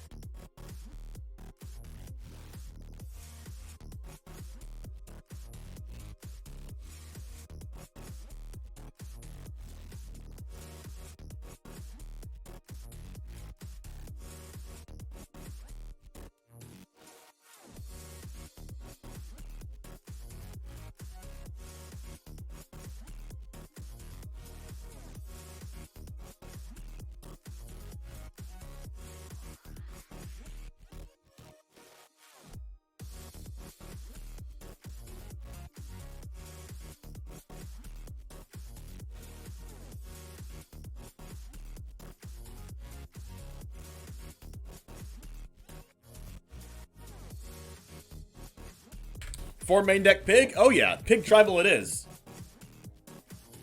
Pig Tribal. It's supposed to be 4 Legion's End actually, but I didn't want to spend two more rare wild cards on Legion's End, so I just made them glass caskets. And there's supposed to be 2 Authority of the Consoles, but I didn't have another Authority of the Consoles, and I don't want to spend a rare wild card on it because I'm saving them for Strixhaven cards. So I'm playing a 3rd glass casket.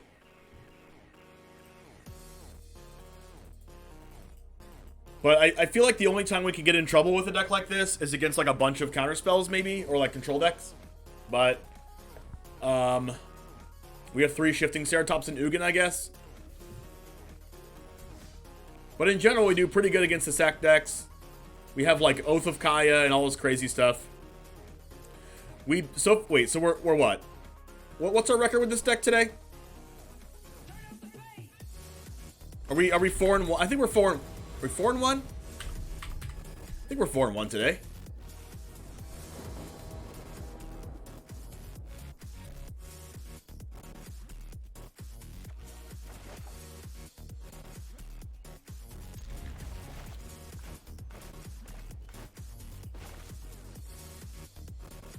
The curve is so good with this deck too. Hisamek MS? Hisamekums? Ooh, Gruul. Oh wait, we beat Gruul. Oh wait, no, that's in the 4. Okay. So we do this, and we go white mana Wall of Blossoms, or we go Forest Wall of Blossoms. I don't know. I don't know which one. Doesn't really matter, I guess. Look at this perfect curve. Look at this perfect curve. 2, 3, 4, 5. I don't even think we can lose this game. We're on the draw, and I don't even think we can lose. I mean, we don't have an answer to Bone Crusher yet, but It's looking pretty good.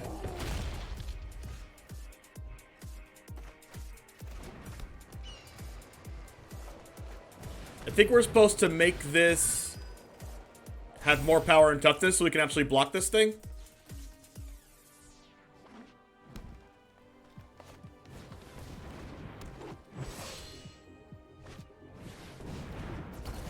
Yeah, that's what we call famous last words. Yeah. They're gonna say Knight of Autumn can't block now, and we just die to Embercleave next turn? Sick.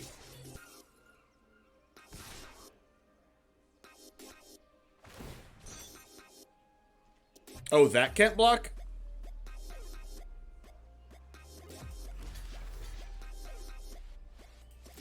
That was an interesting thing to say that can't block.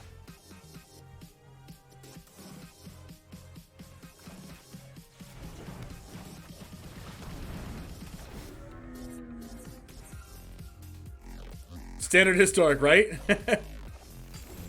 So next turn we have Elspeth Conquers Death into Elspeth Conquers Death. Dying to Embercleave with no recourse. Nice to see ya. Next game. Spellbreaker, alright. I think we're just doing this.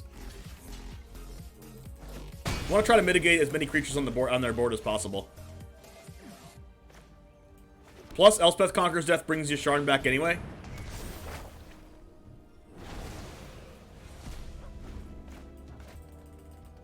I know, right? So next turn we can like forest. We can forest Thoughtseize ECD.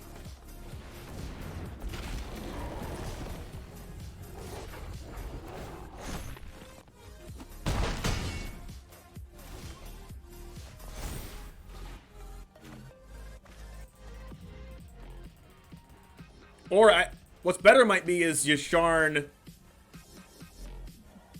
No, ECD is definitely better, right?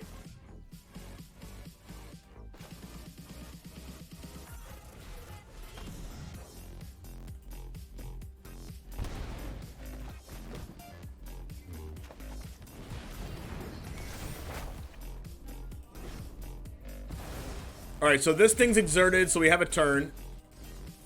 And then we can baffle again the on-crop. This is so good. Actually, I might even Extinction Event for odds.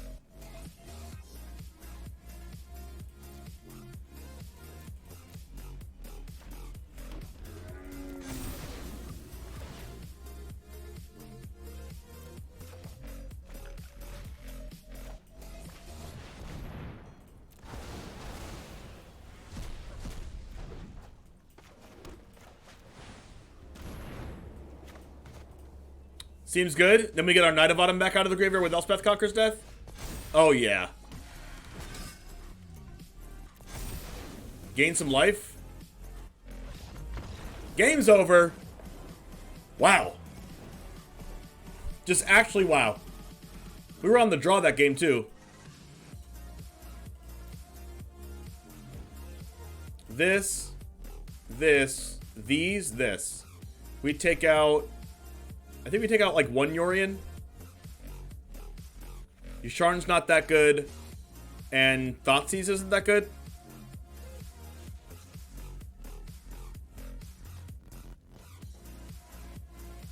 Oh yeah, I feel like last time we took out all the Thoughtseize and we kept one Yasharn. Have a great rest of your day, Golgoli.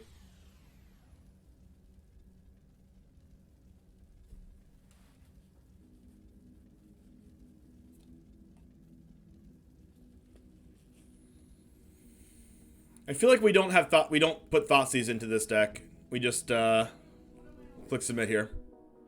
Time to duel, chat. It's time to duel!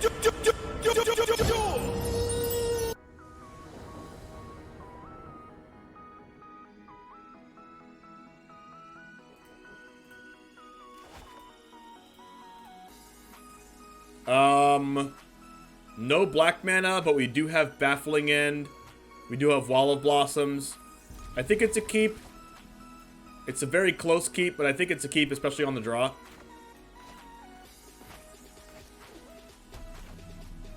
I think our best draw is like Abzan, Triumph, or just any black mana. Okay.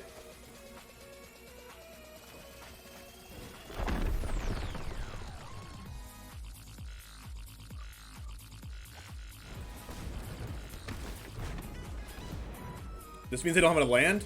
Oh, God. Henny's expertise, where are you? Good Lord.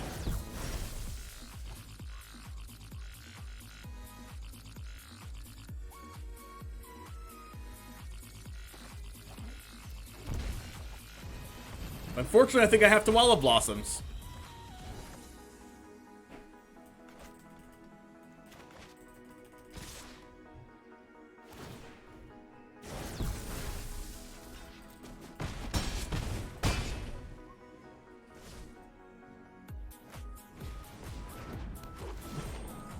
No land.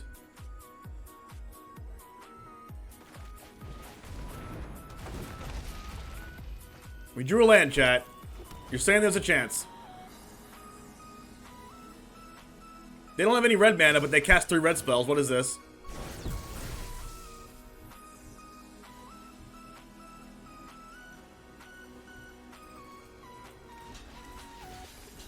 So I'm gonna Oath of Kaya the Brawler, I guess. Authority's good. So I don't Oath of Kaya, I just Baffling End.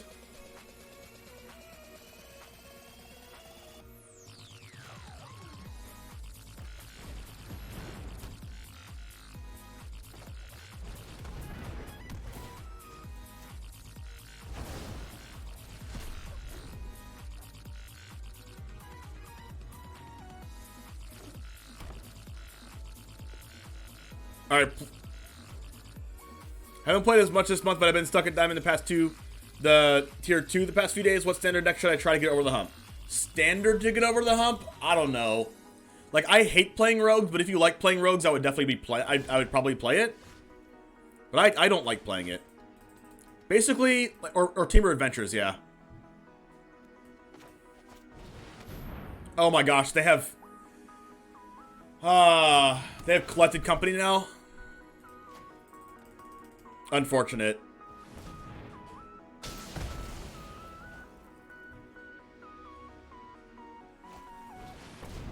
I let my opponent cast their company off of turn 1.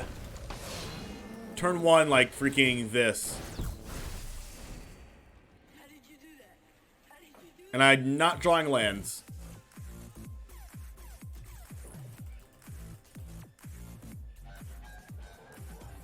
So this can't block. I get hit for 4. I have to I think I have to block the Voltaic Brawler, unfortunately.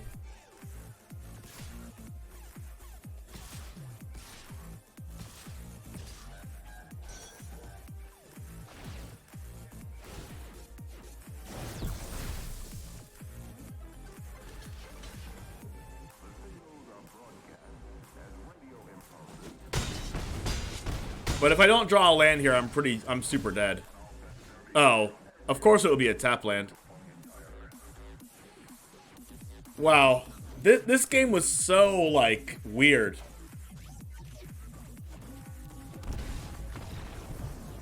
I feel like I would have won this game 10 games out of 10 if I just drew one more land,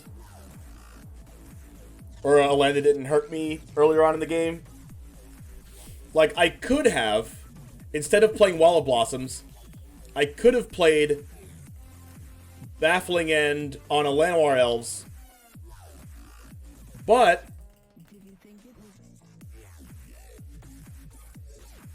I played Wall of Blossoms because I didn't have another land. So just because I didn't have more lands in my hand, I had to do plays a lot differently, and it ended up losing me the game.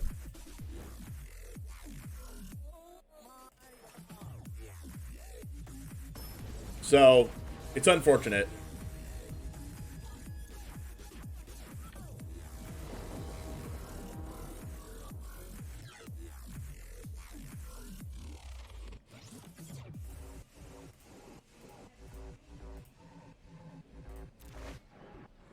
This we keep, though.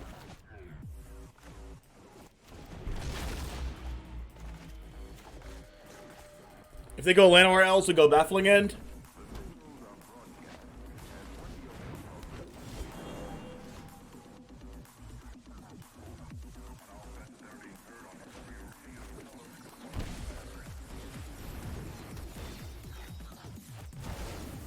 Hopefully we can draw one more land at least.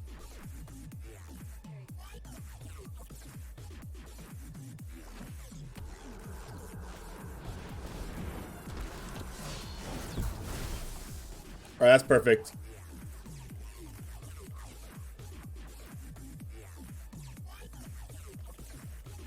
Alright, I think I don't take 4 here, but then I could be... No, I think I have to take 4 here.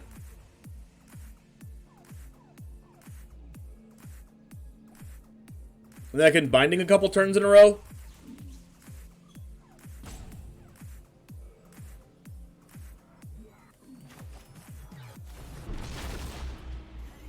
I think we missed our Mythos window. Like, I could have Mythos there, and then just not done anything the next turn. But I don't think that's good enough.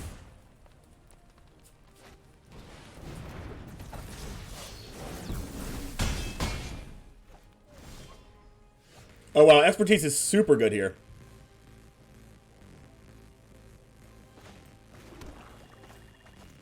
That was like the best draw in our deck, I think.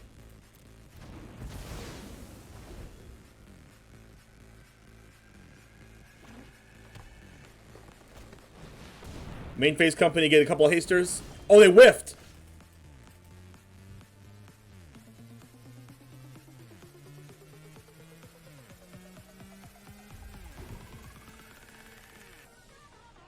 Wow.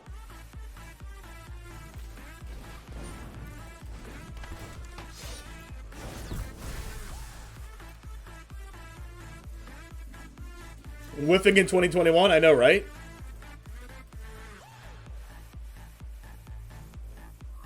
I get Wallet Blossom's Glass Casket instead of binding. That doesn't guarantee me a land, though. Shakes fist at Sky.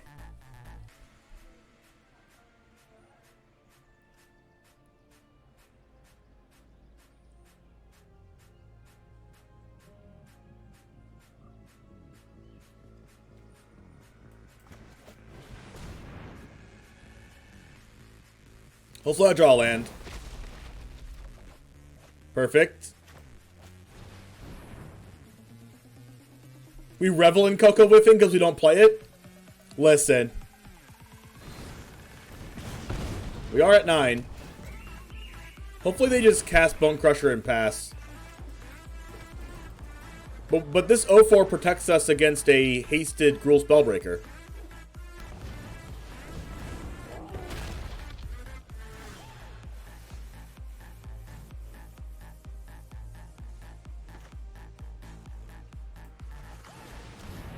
Abs and mid-range, there goes my wild cards. What's up, Moldy Lock? Good to see you over from Jeff's channel. I do recognize you. A lot of Bone Crushers. Hopefully I don't die. Please don't die.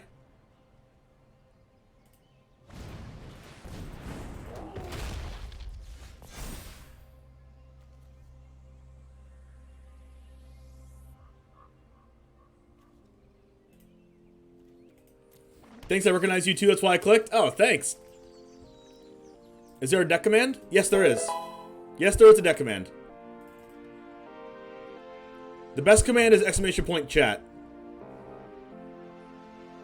And abuse it because chat does abuse it. Just kidding, they don't, but they should be. What are we doing here? We're just urinating?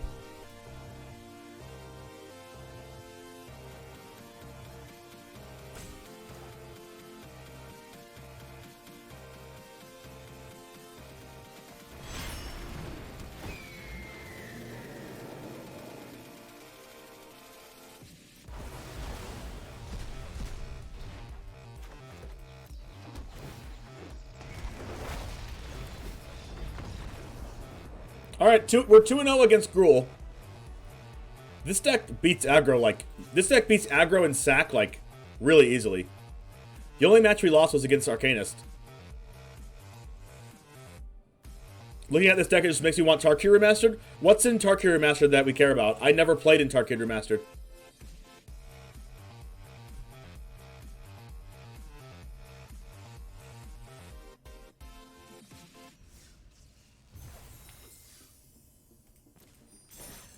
Moving on up. 5-1 now. Busted. Siege Rhino. Oh. Yeah, I know, right? Siege Rhino would be like... Would you even play Siege Rhino in this deck? You probably would, right? You'd play it like... You'd play Siege Rhino in the main deck and Yasharn in the sideboard? Yeah, yes, it is Sinister Resonant. It is that deck. Gigantha. If we had another land, this would be a snap keep. Alright, this is fine. We take Yasharn. Alright, Gigantha means we put back Mazemind Tome. Because we want Baffling End and Oath of Kaya and Yasharn. I really want Mazemind Tome though, but it's a sad life today. You might actually be good in this dork, but I can dream. You're okay, dreams are free, okay? Dreams are free. Blooming Marsh, nothing.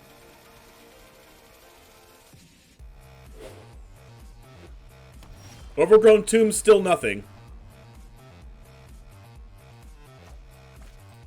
I mean, I'll take it.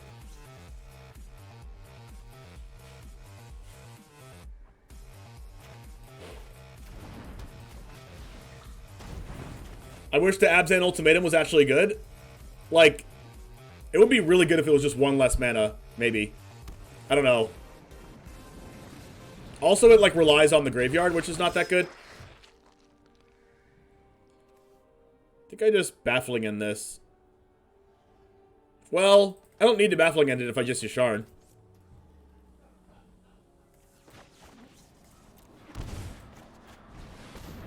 I can Baffling End and Oath of Kaya next turn.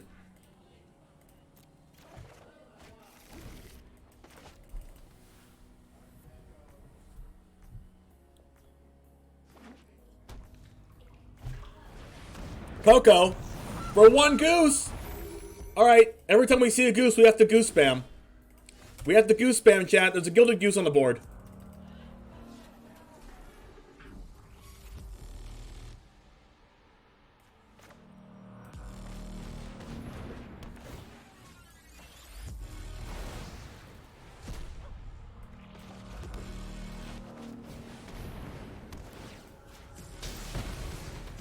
Alright, stop geesing, okay? The goose died. The goose died, we can now stop geesing. Oh wait, this is Jund. Jund Food. With company. Alright. Why did they just shock that?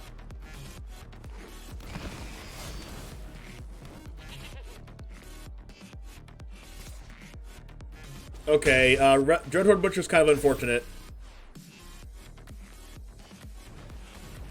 Oh, because they have the cat. I think we just Yorion.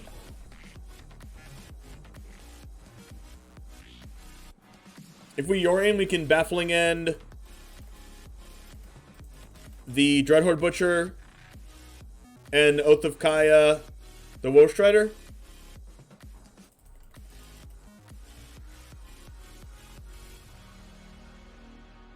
I could be greedy and just ECD here. That's really greedy.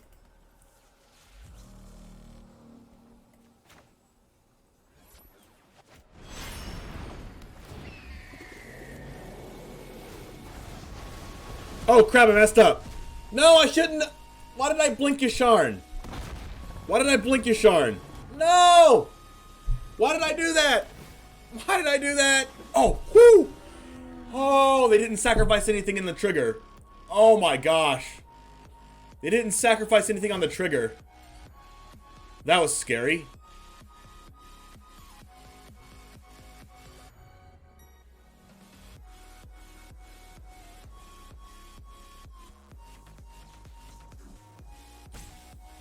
Do we Baffling End the Dreadhorde Butcher? Or Baffling End the Woe Strider?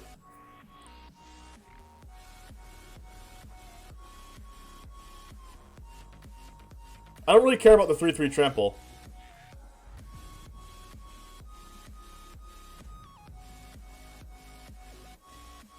I feel like I Baffling End the Strider. But then my ECD loses value.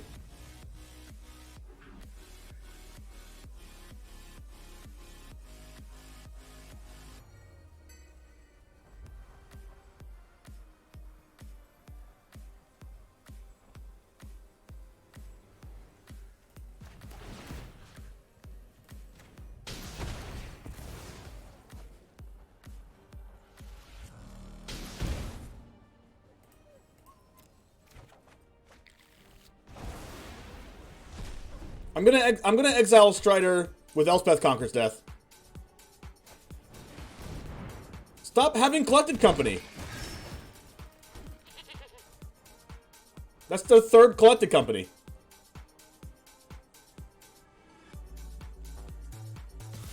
Oh, I don't know how, I don't know if it's all caps for you, but Poggies is in all caps like the actual emote. I don't know if you meant to do that or not. I don't want them to draw cards. Listen, we didn't play this to not be greedy. We're playing Abzan mid-range. Just kidding, we shouldn't have been greedy. They couldn't sack Cat because we had Yasharn on the board.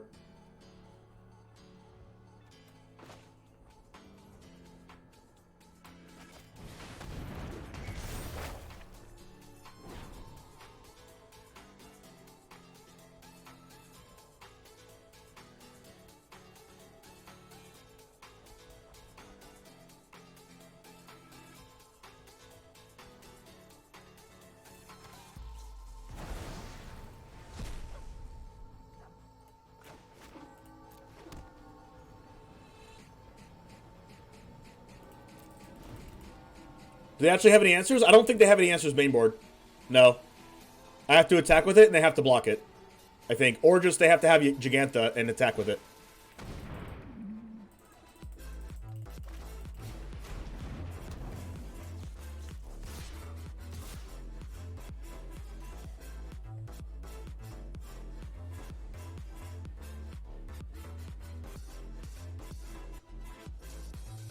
Yeah, just don't blink your Charm on my next one.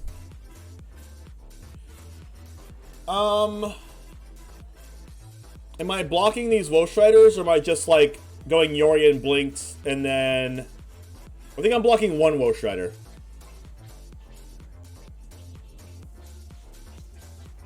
But honestly, blocking Woe Strider seems sus. Because they just bring it right back out of the graveyard as a 5/4. Because 5/4s are pretty good. I think I'd block one.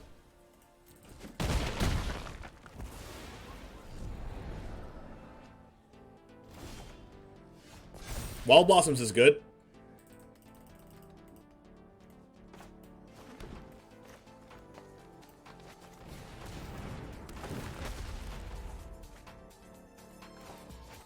I wish I could blink the other Wild Blossoms.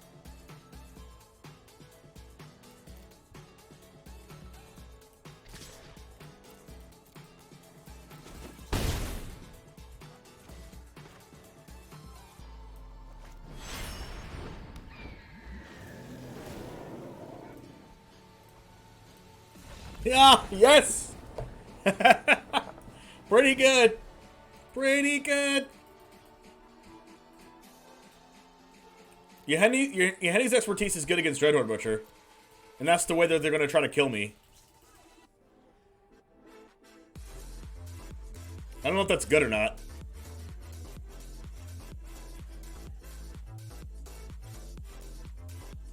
We're pretty much pre-boarded for this matchup. We take out Thoughtseize for like one of these and 3 Glass Caskets. And that's it.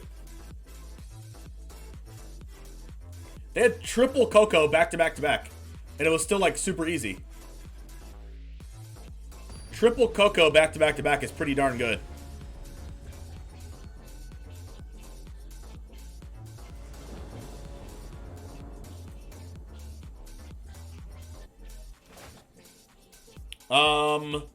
I think I keep this just because I can hit all my land drops. Especially because they're a Thoughtseize deck. Wall of Blossoms is surprisingly really good in this archetype.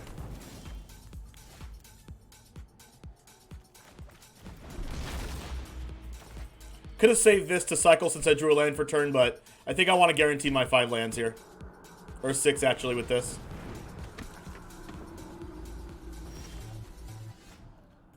Alright, good.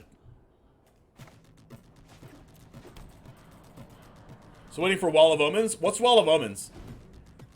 Can you do exclamation point card and then type Wall of Omens?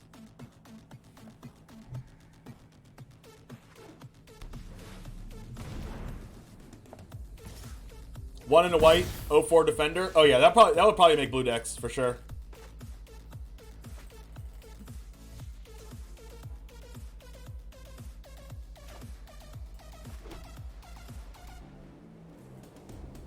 It's literally Wild Blossoms but white? Yeah. Is there? Do we think there's a legitimate reason why they don't bring Wall of Omens into Historic? Yorian's best friend. Oh yeah, I know. I think I keep Mythos for... Okay, just kidding. Man, I guess I could get rid of both ovens now. I could Mythos an oven and then Binding an oven. I don't hate that. Which means aggro decks basically can't compete. Yeah, there's probably a reason why they didn't do that. What do we think they have? Did they have, like, Noxious Grasp in hand or something? It can't be Noxious Grasp because they have a stop there. I have no clue what this card could be.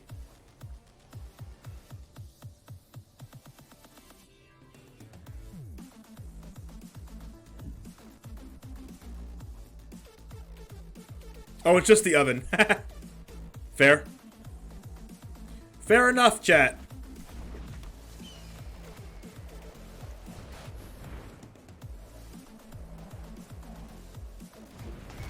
You will not have your ovens.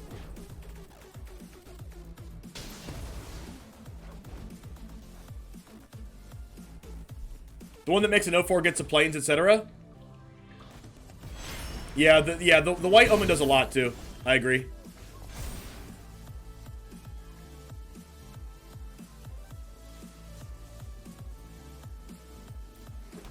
Yeah, Bertha Melitus. Okay. Are we extinction eventing here, or are we just binding again? I'm pretty sure I don't want a binding until I can blink it. Good afternoon, Zigzags. How's it going? We can extinction event for odds. But then again, extinction event for odds is really good, especially if they play like Mayhem Devil or something. So I might just binding the priest here. Yeah, I think I'm going to binding the priest. How's the Abzan feeling? Amazing, actually. We're doing really good with it. Actually, do I want to take 5? Alright, just kidding. Just kidding, I changed my mind. I can Amarius call next turn too? Wall is also sleek, cool, and hip.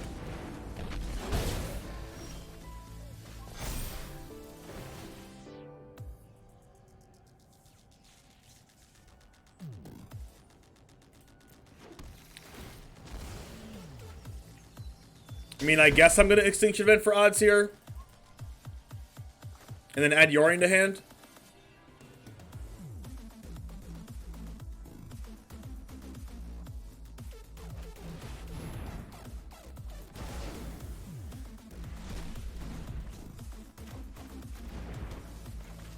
The thing where this gets scary, though, is if they have Claim the Firstborn in hand for our Marius Call 4/4s. Clothis, where's our ECD?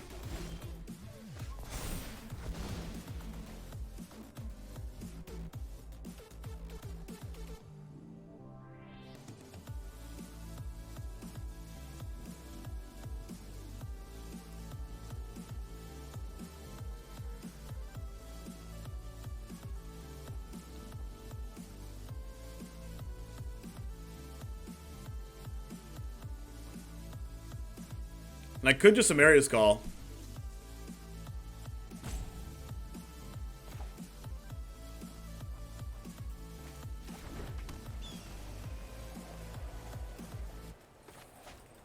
I don't think they would keep Claim the Firstborn in against us. We can't really deal with the Clothis, like, ever. Wait, we do have ECD in our deck.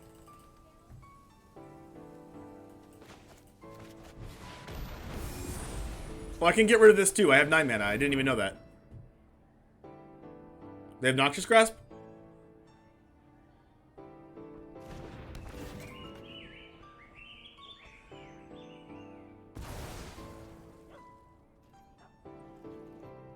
And I wouldn't be surprised if they had Noxious Grasp.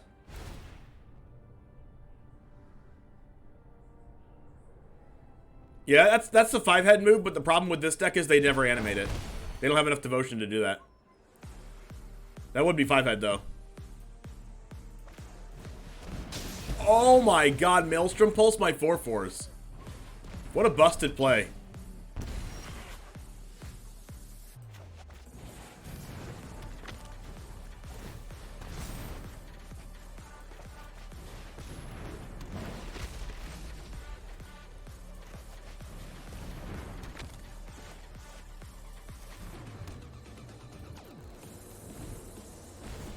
Hopefully we don't die to Clothis.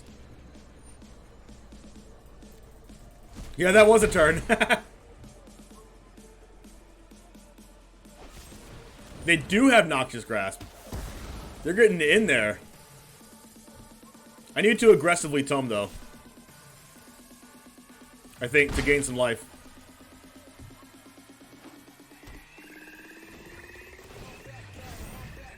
Another Yorion?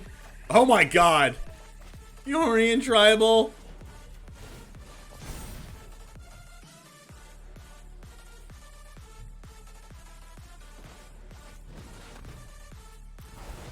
I heard you like Yorions. I know, right? There we go. We got Yasharn. Alright, hopefully we don't die.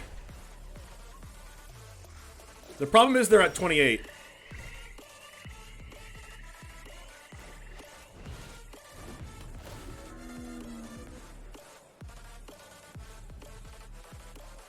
They probably have another Noxious Grasp.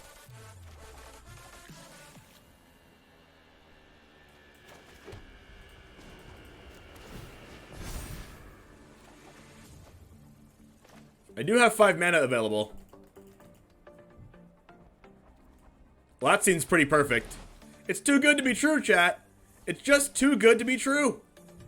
This might be a concession ECD.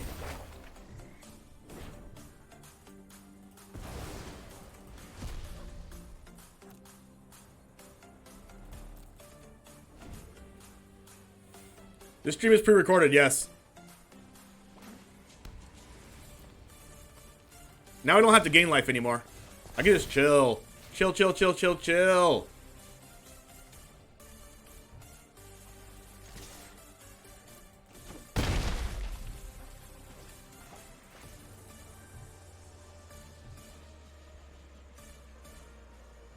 I mean, I do want to gain life, like, once.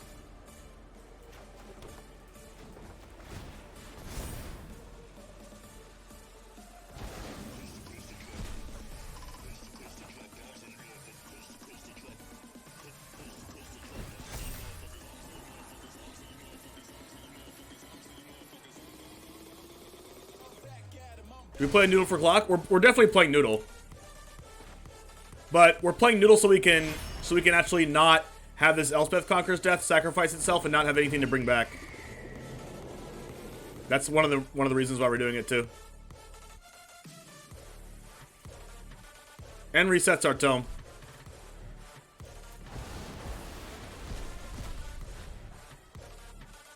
I don't know what I can draw here, but I'm doing this. Wall of Blossoms?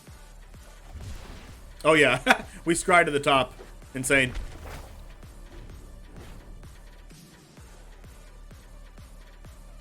So they're dead in a few turns. Okay, not anymore.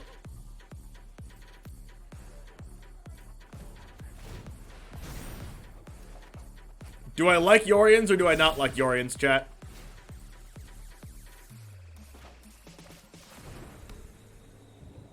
Alright, I can Extinction Event for odds.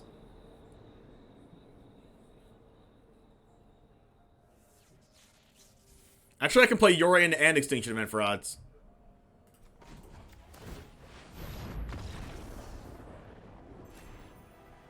Actually, I could have just blinked the ECD anyway. Okay, yeah, it was... We won either way, right? Yeah, we can ECD any threat forever. Alright, the sack matchup is free.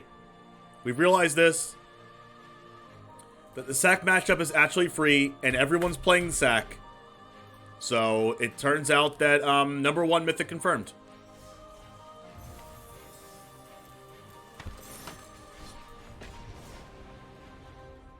Time to duel, chat. It's time to duel!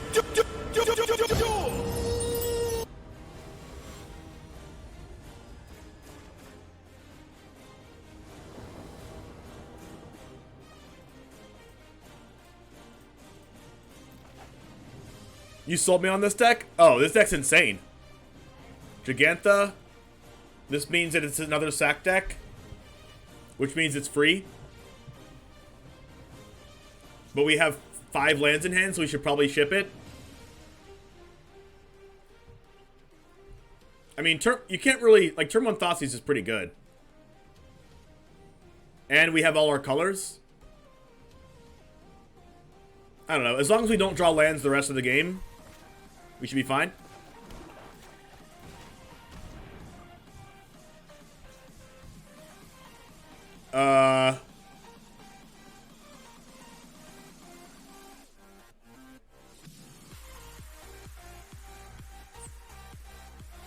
I mean, I would take Corvold and Trail, but they don't have anything to work with Trail yet.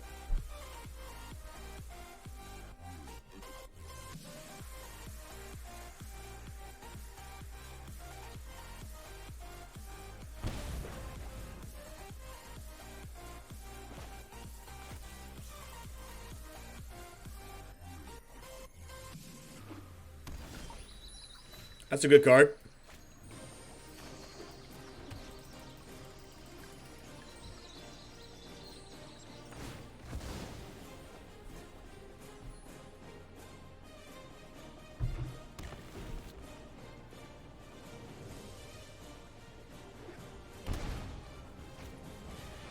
So we get to binding this in 2 turns?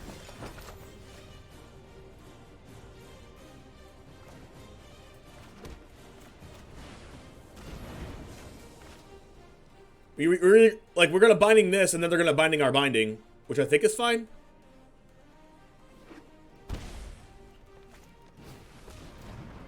Why did they shock there? Oh, they have cat. Oh, that's really good. Now we have to binding the trail.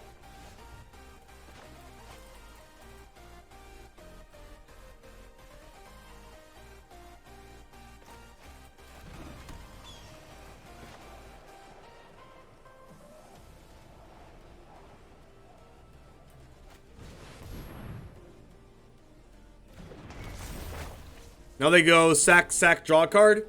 And if they draw a land, it's going to be real sad. We don't want them to draw a land. The way that they can win this game is by drawing a land here. And killing our binding so we can't blink it. I mean, I still... Okay, they drew a land. Unfortunate. Alright, so we're gonna want to draw a Kaya or another binding, I think. Or Yasharn.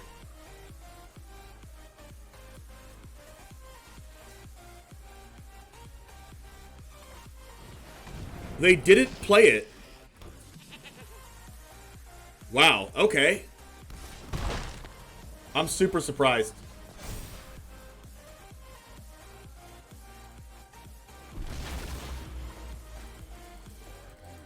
We get to just Yorion, blink the binding, kill their oven.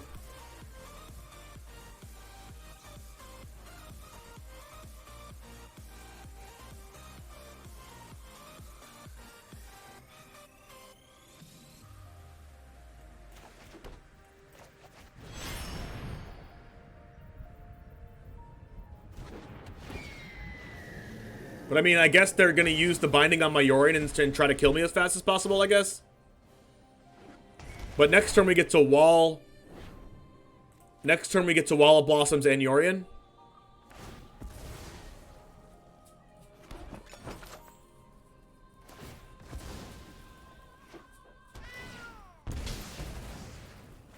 I mean, they could have another oven and they're baiting us here.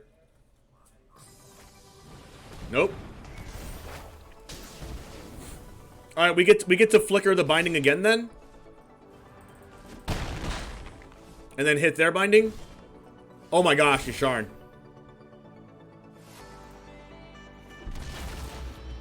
Does this change anything?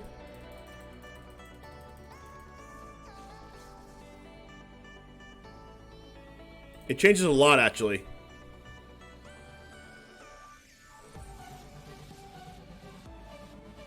I mean, I kind of want a wall plus Yorian.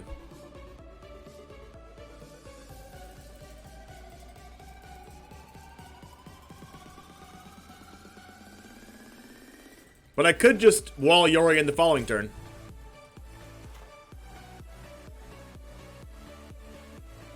I think this is good because I get to hit a potential Mayhem Devil out of their hand.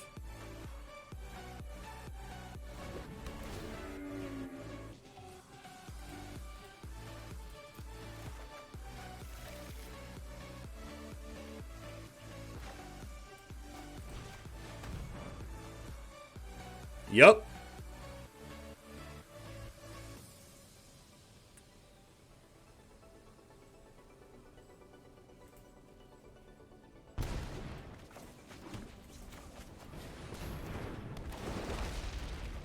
Another binding?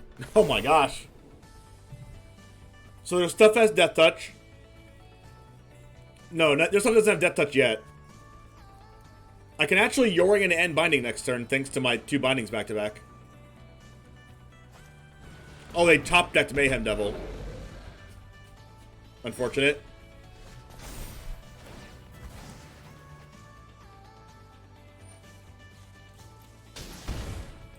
Night of Autumn's good too.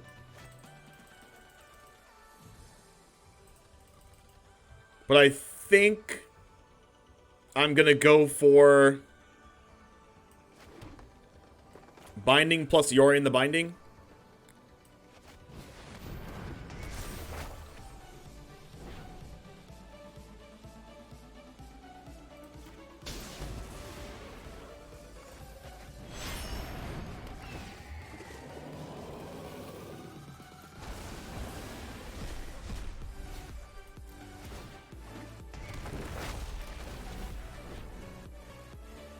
I don't want their stuff to have Death Touch.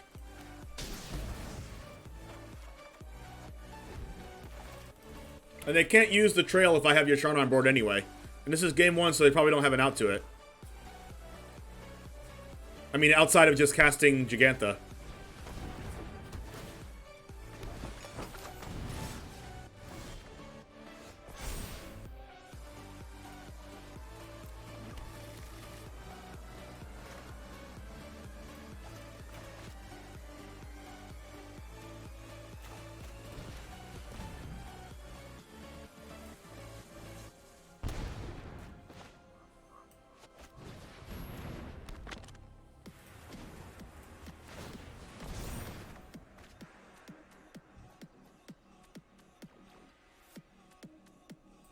Of course I queue into Blue-White Prison with 9 lives my first time playing this deck.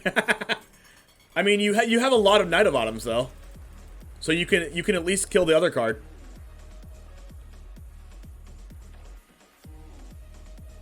Am I gaining life here or am I killing Trail? I think I'm killing Trail.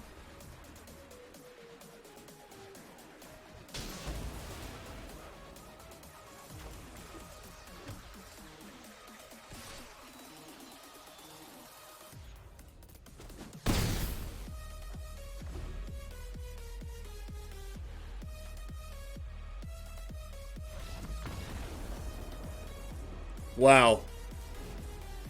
Like, my opponent had like a lot of things go right for them, and we still won.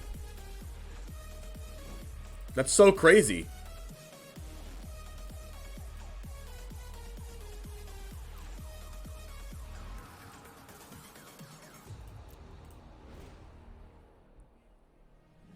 I mean, do we keep Thoughtseize in the deck?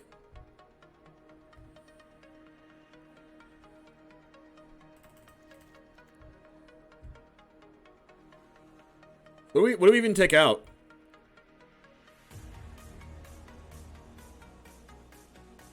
I'm pretty sure we just take out Thoughtseize.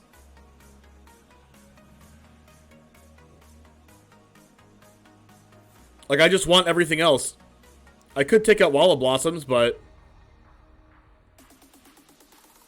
Like, Thoughtseize takes the Corvold out of their hand. I think I'll just take out Thoughtseize. That's what I've been doing.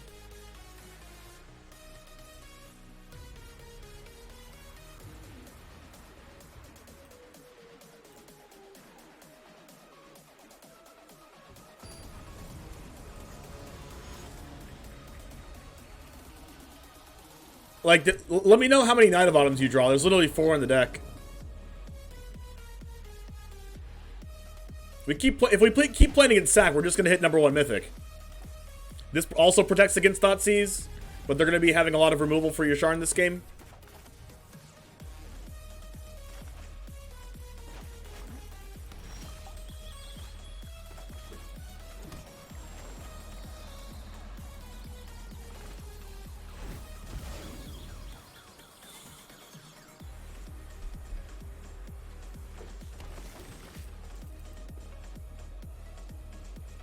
Hopefully I draw like a Kaya this game. That'd be cool. Geese! Alright, chat. Time to geese up the chat. Time to geese up the chat. We see a geese. I mean, we see a goose. Ooh, I can Baffling End the Cauldron Familiar. That seems amazing. I mean, I also have Yasharn, which makes Cauldron Familiar bad anyway.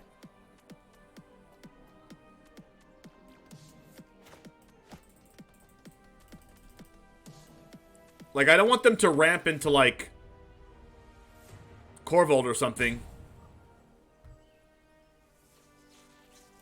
This might seem weird, but I'm just going to Baffling End the Goose. Alright, say goodbye to Goose. Sad face in chat. Or Sag. Goose exiled.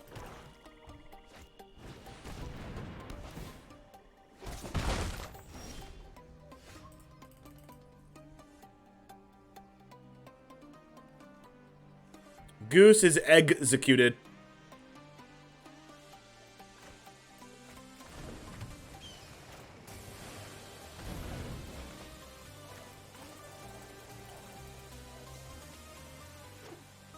The collected company here? Vraska. I wonder if they sacked their Cauldron Familiar. Or if they minus on the Baffling End. Alright. It's not often I'm outmaneuvered.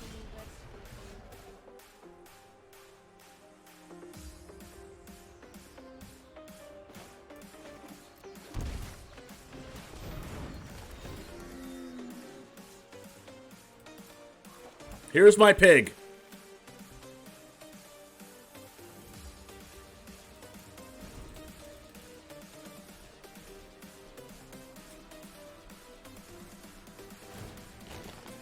They can't sacrifice anything besides a land. They have to sacrifice a land. Oh, wait, what? Oh, it's an ability to sacrifice. Okay. Okay, that makes sense. It's not an ability to sacrifice. It's the part of the effect. It's not the cost. So it still works under your Yasharn. That's pretty cool. I think I have to Oath of Kai the Vraska now.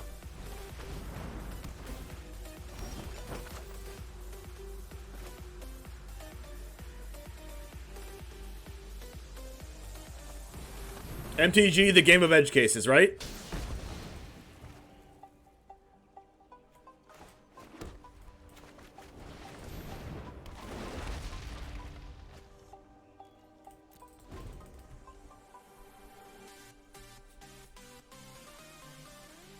This does the effect until it doesn't, yeah.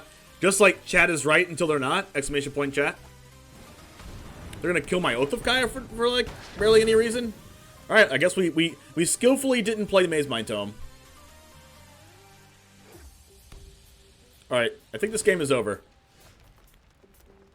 This game's really over now.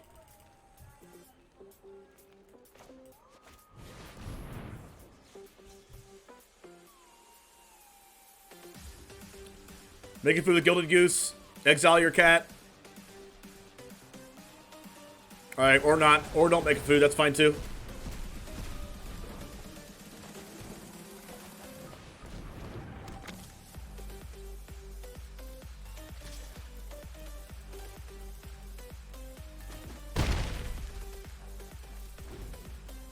Alright, if they draw an out to Yasharn, they're going to have a couple draws. Okay, sure.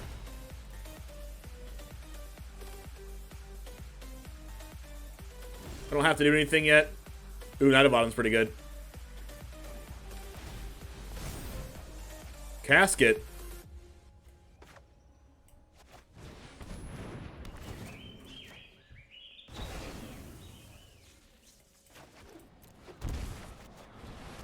This deck's so good against Cat Oven. This deck is so freaking good against Cat Oven. Holy crap.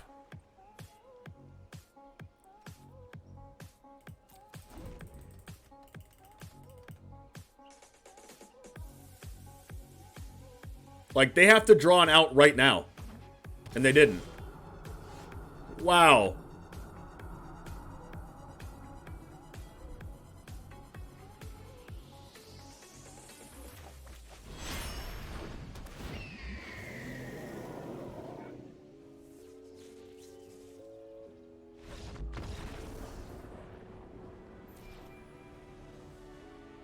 That just seems so unfair.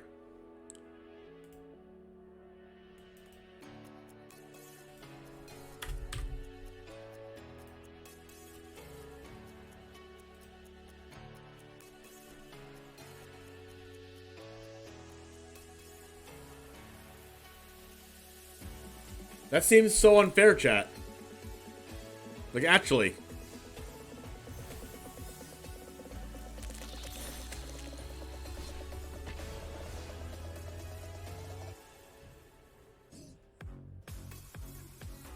Alright, I think we're gonna do one more match, and then we'll be done. I usually end at 2 p.m. Eastern, which is in an hour from now, but I have a couple things to do around the house before I go to my fiance's house.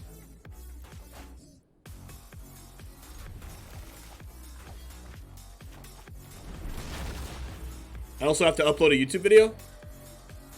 If you'd like to see all my YouTube videos, you can check this link right here. And I also have another YouTube channel for just VODs. If you just want to catch my full VODs, for my Twitch VODs, if you want to watch past streams, there's an archive of them on YouTube as well. Along with, and that's on the channel called Charizard_James VODs.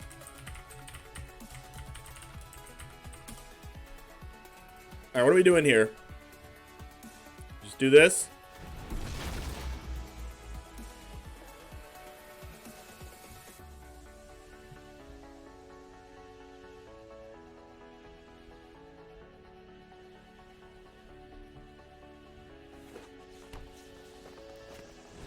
Lotus Cobra. I definitely don't want that to live.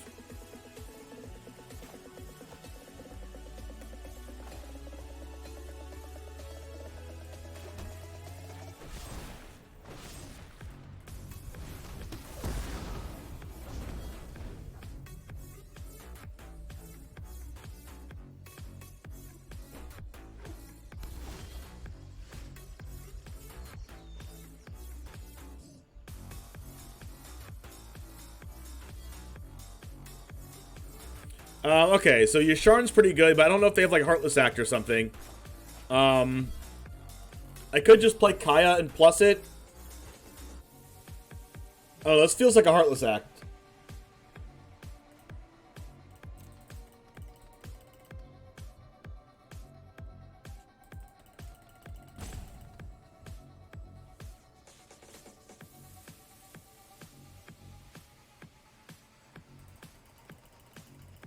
You like just jamming Kaya?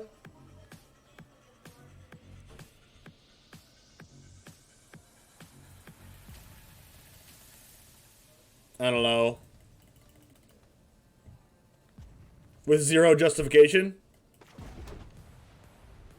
I think I like playing Yasharn. Like, even if it dies, my opponent's not really playing a sacrifice deck. On Twitch chat, you expect me to explain myself? Yes! Explain everything. Felidar Retreat. Yikes.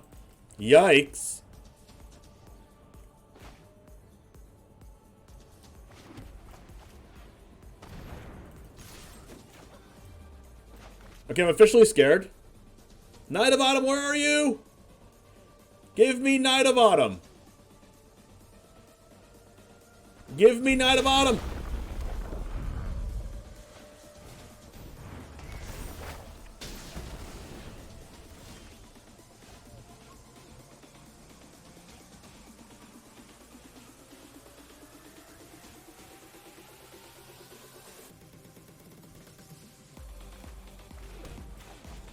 Knight of Autumn. Dang it.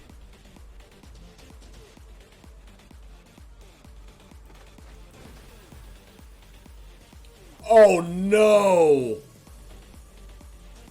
Fall of the Thran? Oh god.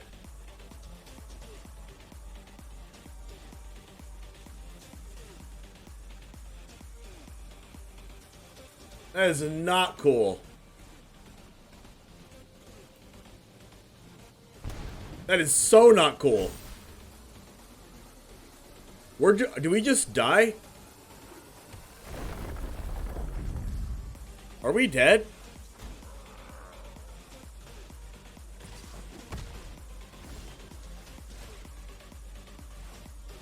I don't know if we're dead or not. I might have to play Yori in here just to freaking have a creature on board.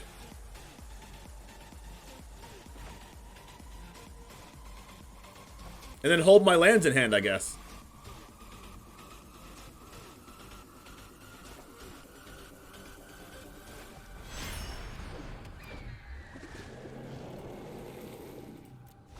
Hold on to your lands, chat.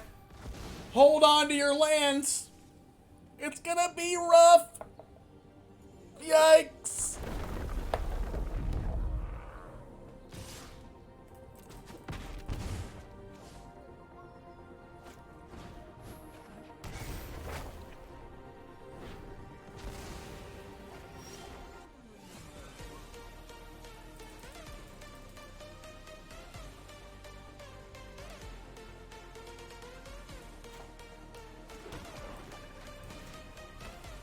Oh no! So many of them.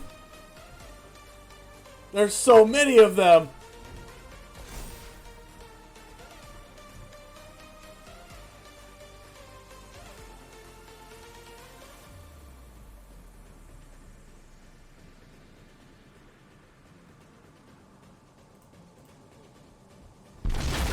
Then they get to make these 4/4s? What a freaking combo. What a combo. Oh my god, they're 5/5s. I'm dead. I'm dead. What a combo.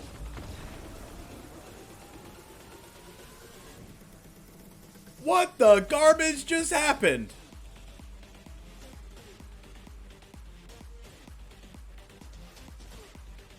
What the finagling? The heck just happened?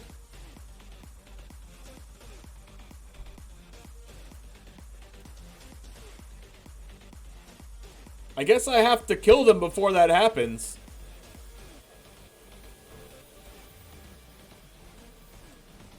Is Ugin good against this deck? Probably, because they have Feldar Retreat.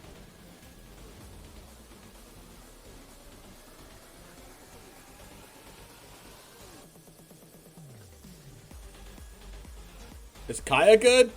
Kaya's good because it exiles their lands out of the grave.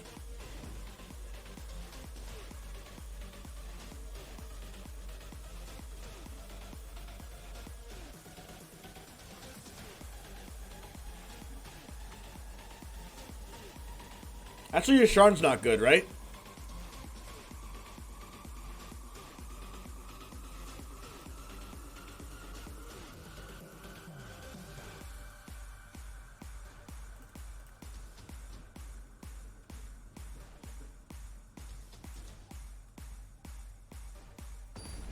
Well, that was unfortunate.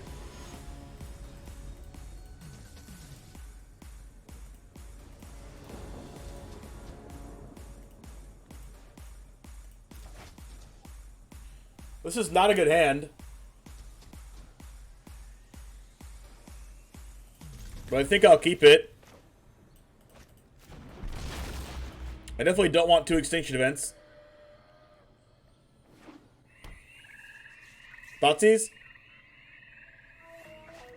One of our losses might be to Abzan land destruction.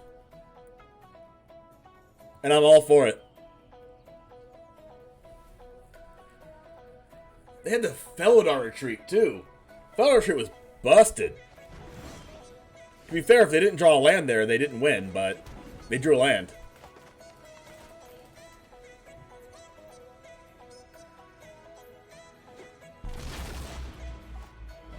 Duress and Thoughtseize. Yikes.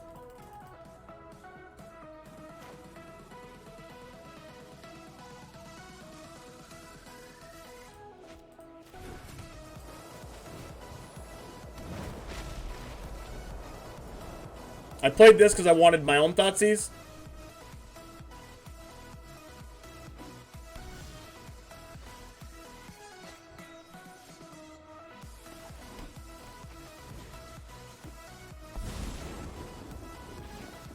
Dispelling possible.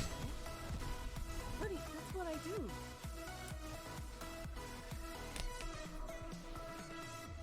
Alright, so I get to Yori and blink my Wall of Blossoms here. Thought I retreat. Yikes. Dang it. I just drew Thoughtseize.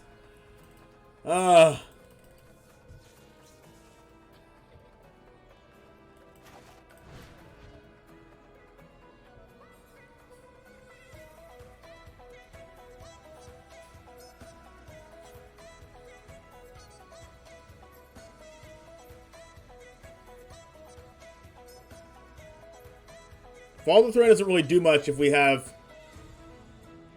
Kaya, though.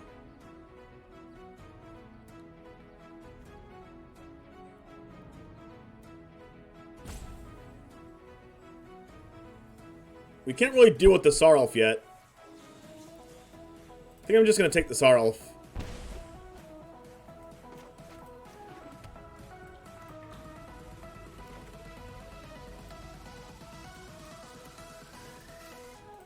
I hope you said your goodbyes already.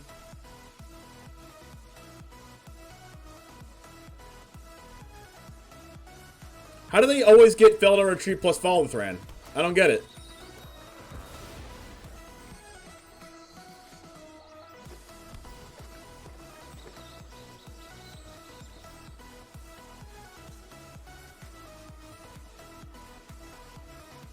Oh, Sarulf exiles lands from my graveyard? Does it?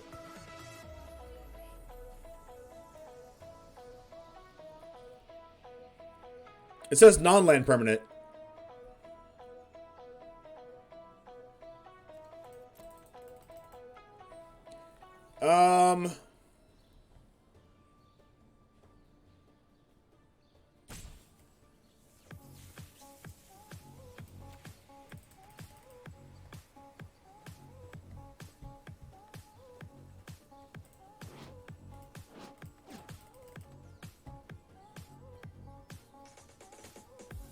I could exile this Fabled Passage out of their grave.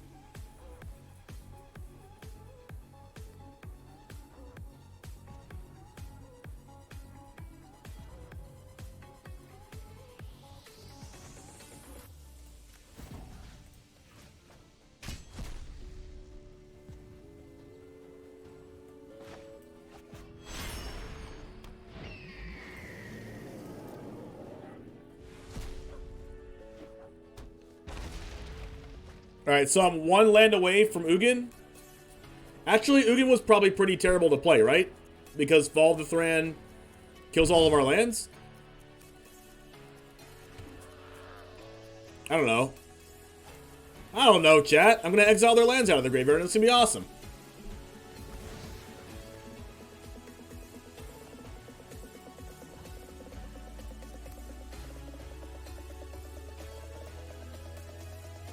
I hope you've said your goodbyes already.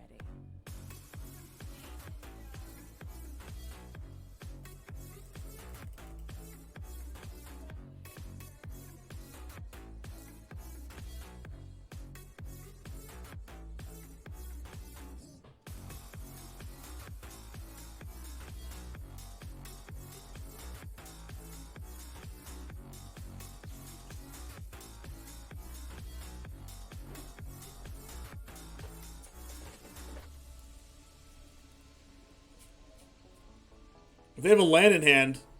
Man, this combo is so annoying.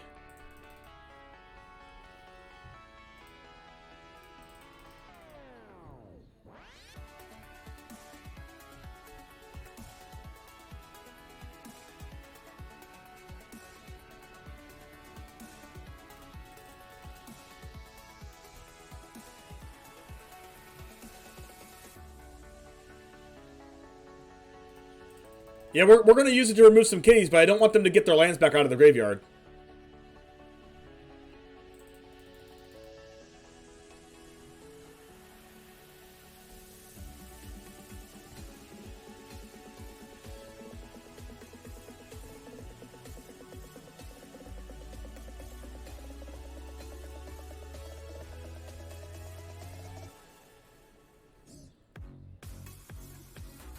But the problem here is they have a big board.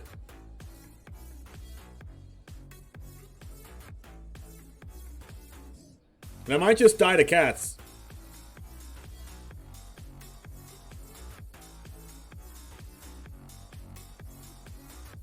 I need to get rid of this Felder retreat.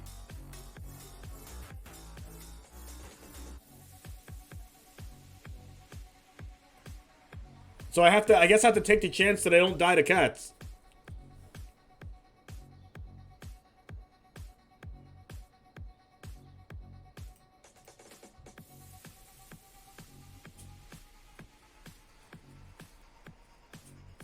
But they don't have any mana left, and they don't have white mana, so they just have to kill my Kaya and hit me for 10, and then hopefully they can hit me for 10 the next turn. Hopefully they can't. I also have Ugin.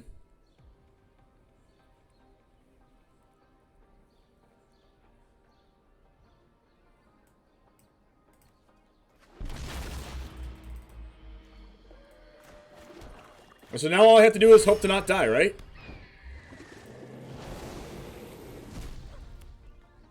Like, if they can kill my Yorion, then they have game. So please don't kill Yorion. Because I can Ugin next turn. Don't kill Yorion, please! Don't kill Yorion! Please. Please don't kill Yorion. That's a free attack with Lotus Cobra, by the way. They didn't take it. So, gain 2 life.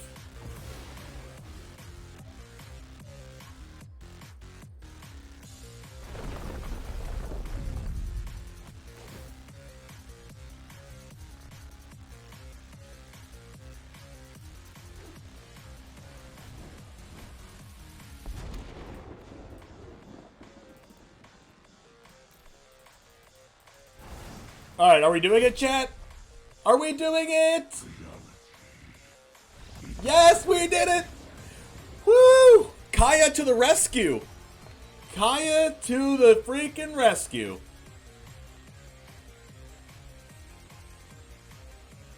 I guess I want Glass Casket in Distinction Event now.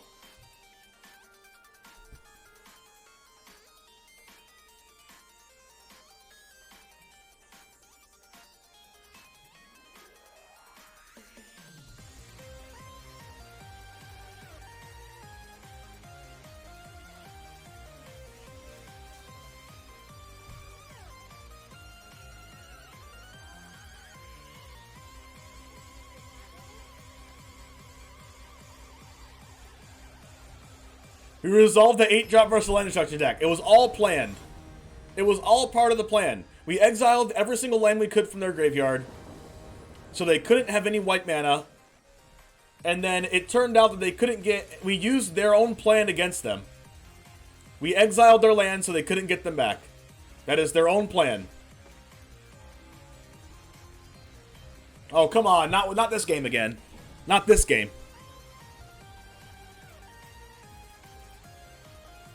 Didn't they start off last game by Duress Thoughtseize? I'm pretty sure they did. Oh my gosh, the same exact hand. You gotta be kidding me.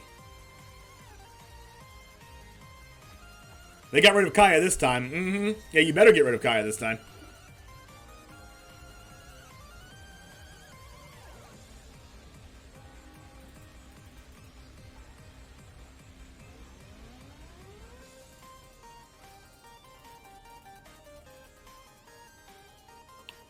This might mean they don't have retreat. Oh, Necromentia.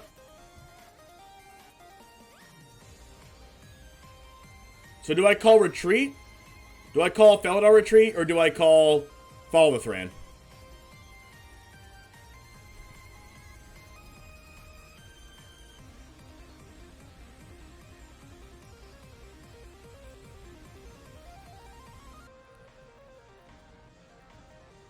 Like, I have answers to Felidar retreat and creatures. I think I'd call Follow the Thran.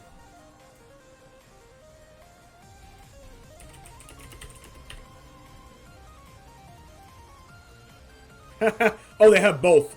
Why not? Why not have both?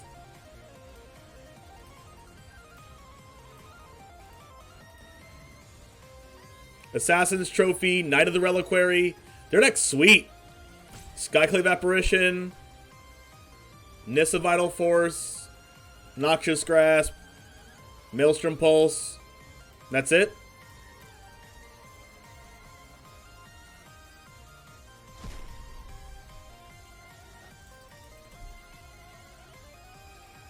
I'm not used to seeing this zombie here. Alright, so this gets a nice baffling end. Actually, never mind. Baffling end goes to the 2/2 now. Actually, no it doesn't. Baffling end still goes to Seraph.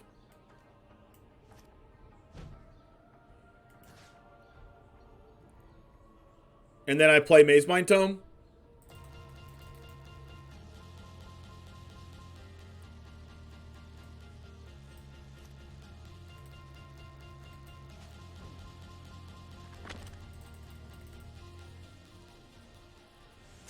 So they play Felidar Retreat and play a land. And then we ECD the Felidar Retreat.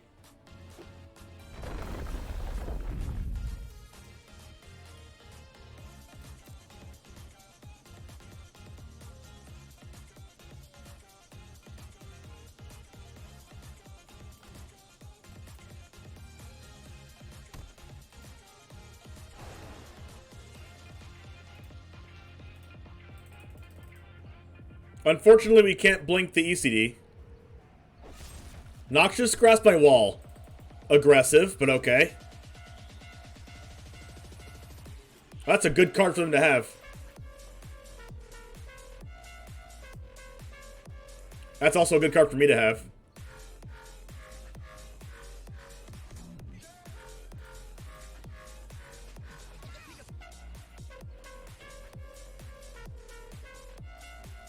Alright, so next turn, I... Yorion. Oh, God. Alright, I guess it's Night of Autumn time.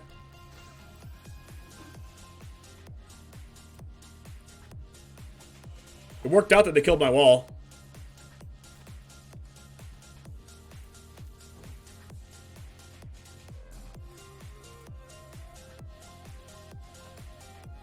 Guess we draw a card.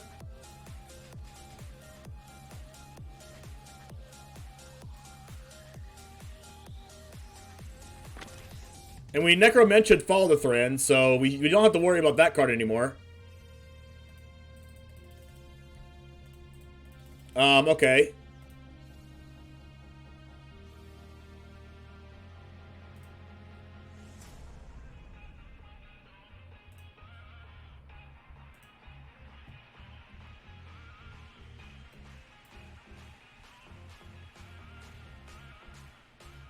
So we just do this.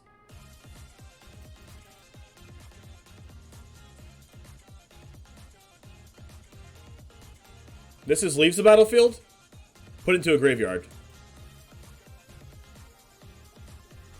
Chef's Kiss. That was scary in game one. We're all the way up to 98%. We started at like 90. 8-1. What? This is like a 80-something% win rate, right? What is 8 out of 9 in the calculator?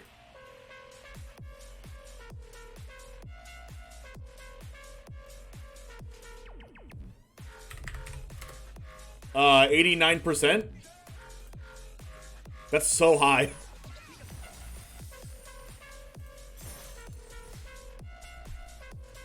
This deck is bonkers and historic right now. Who thinks of these decks? Jeez. Like, this is just like 5-head right here. I don't even think I would change anything. This deck is like 5-head. It like destroys creature decks. Like, Knight of Autumn is so well-rounded. And I like mid-range decks. I like fair decks. I think the problem that this deck would come up to is like maybe combo decks or something, but this deck has so many creature-based hate that I guess the only combo deck that can really have a chance against it is like the Ugin ramp combo decks. Maybe like an Ulamog deck or Ugin deck. But we have 4 Knight of Autumns and like Thoughtseizes and stuff. Hey, Jub, thank you very much.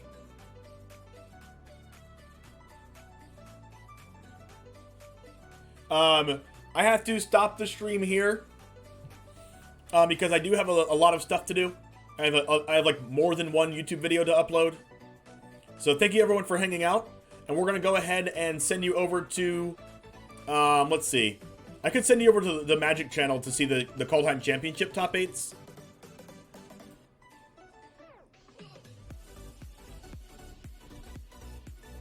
Actually, I'm gonna send you over to Astral's Flame.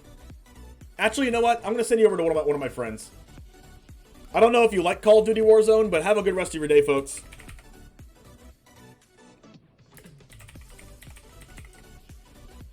It was a pleasure hanging out. I'll see you tomorrow at 7 o'clock p.m. Eastern. See you next time. Goose Gang. Out.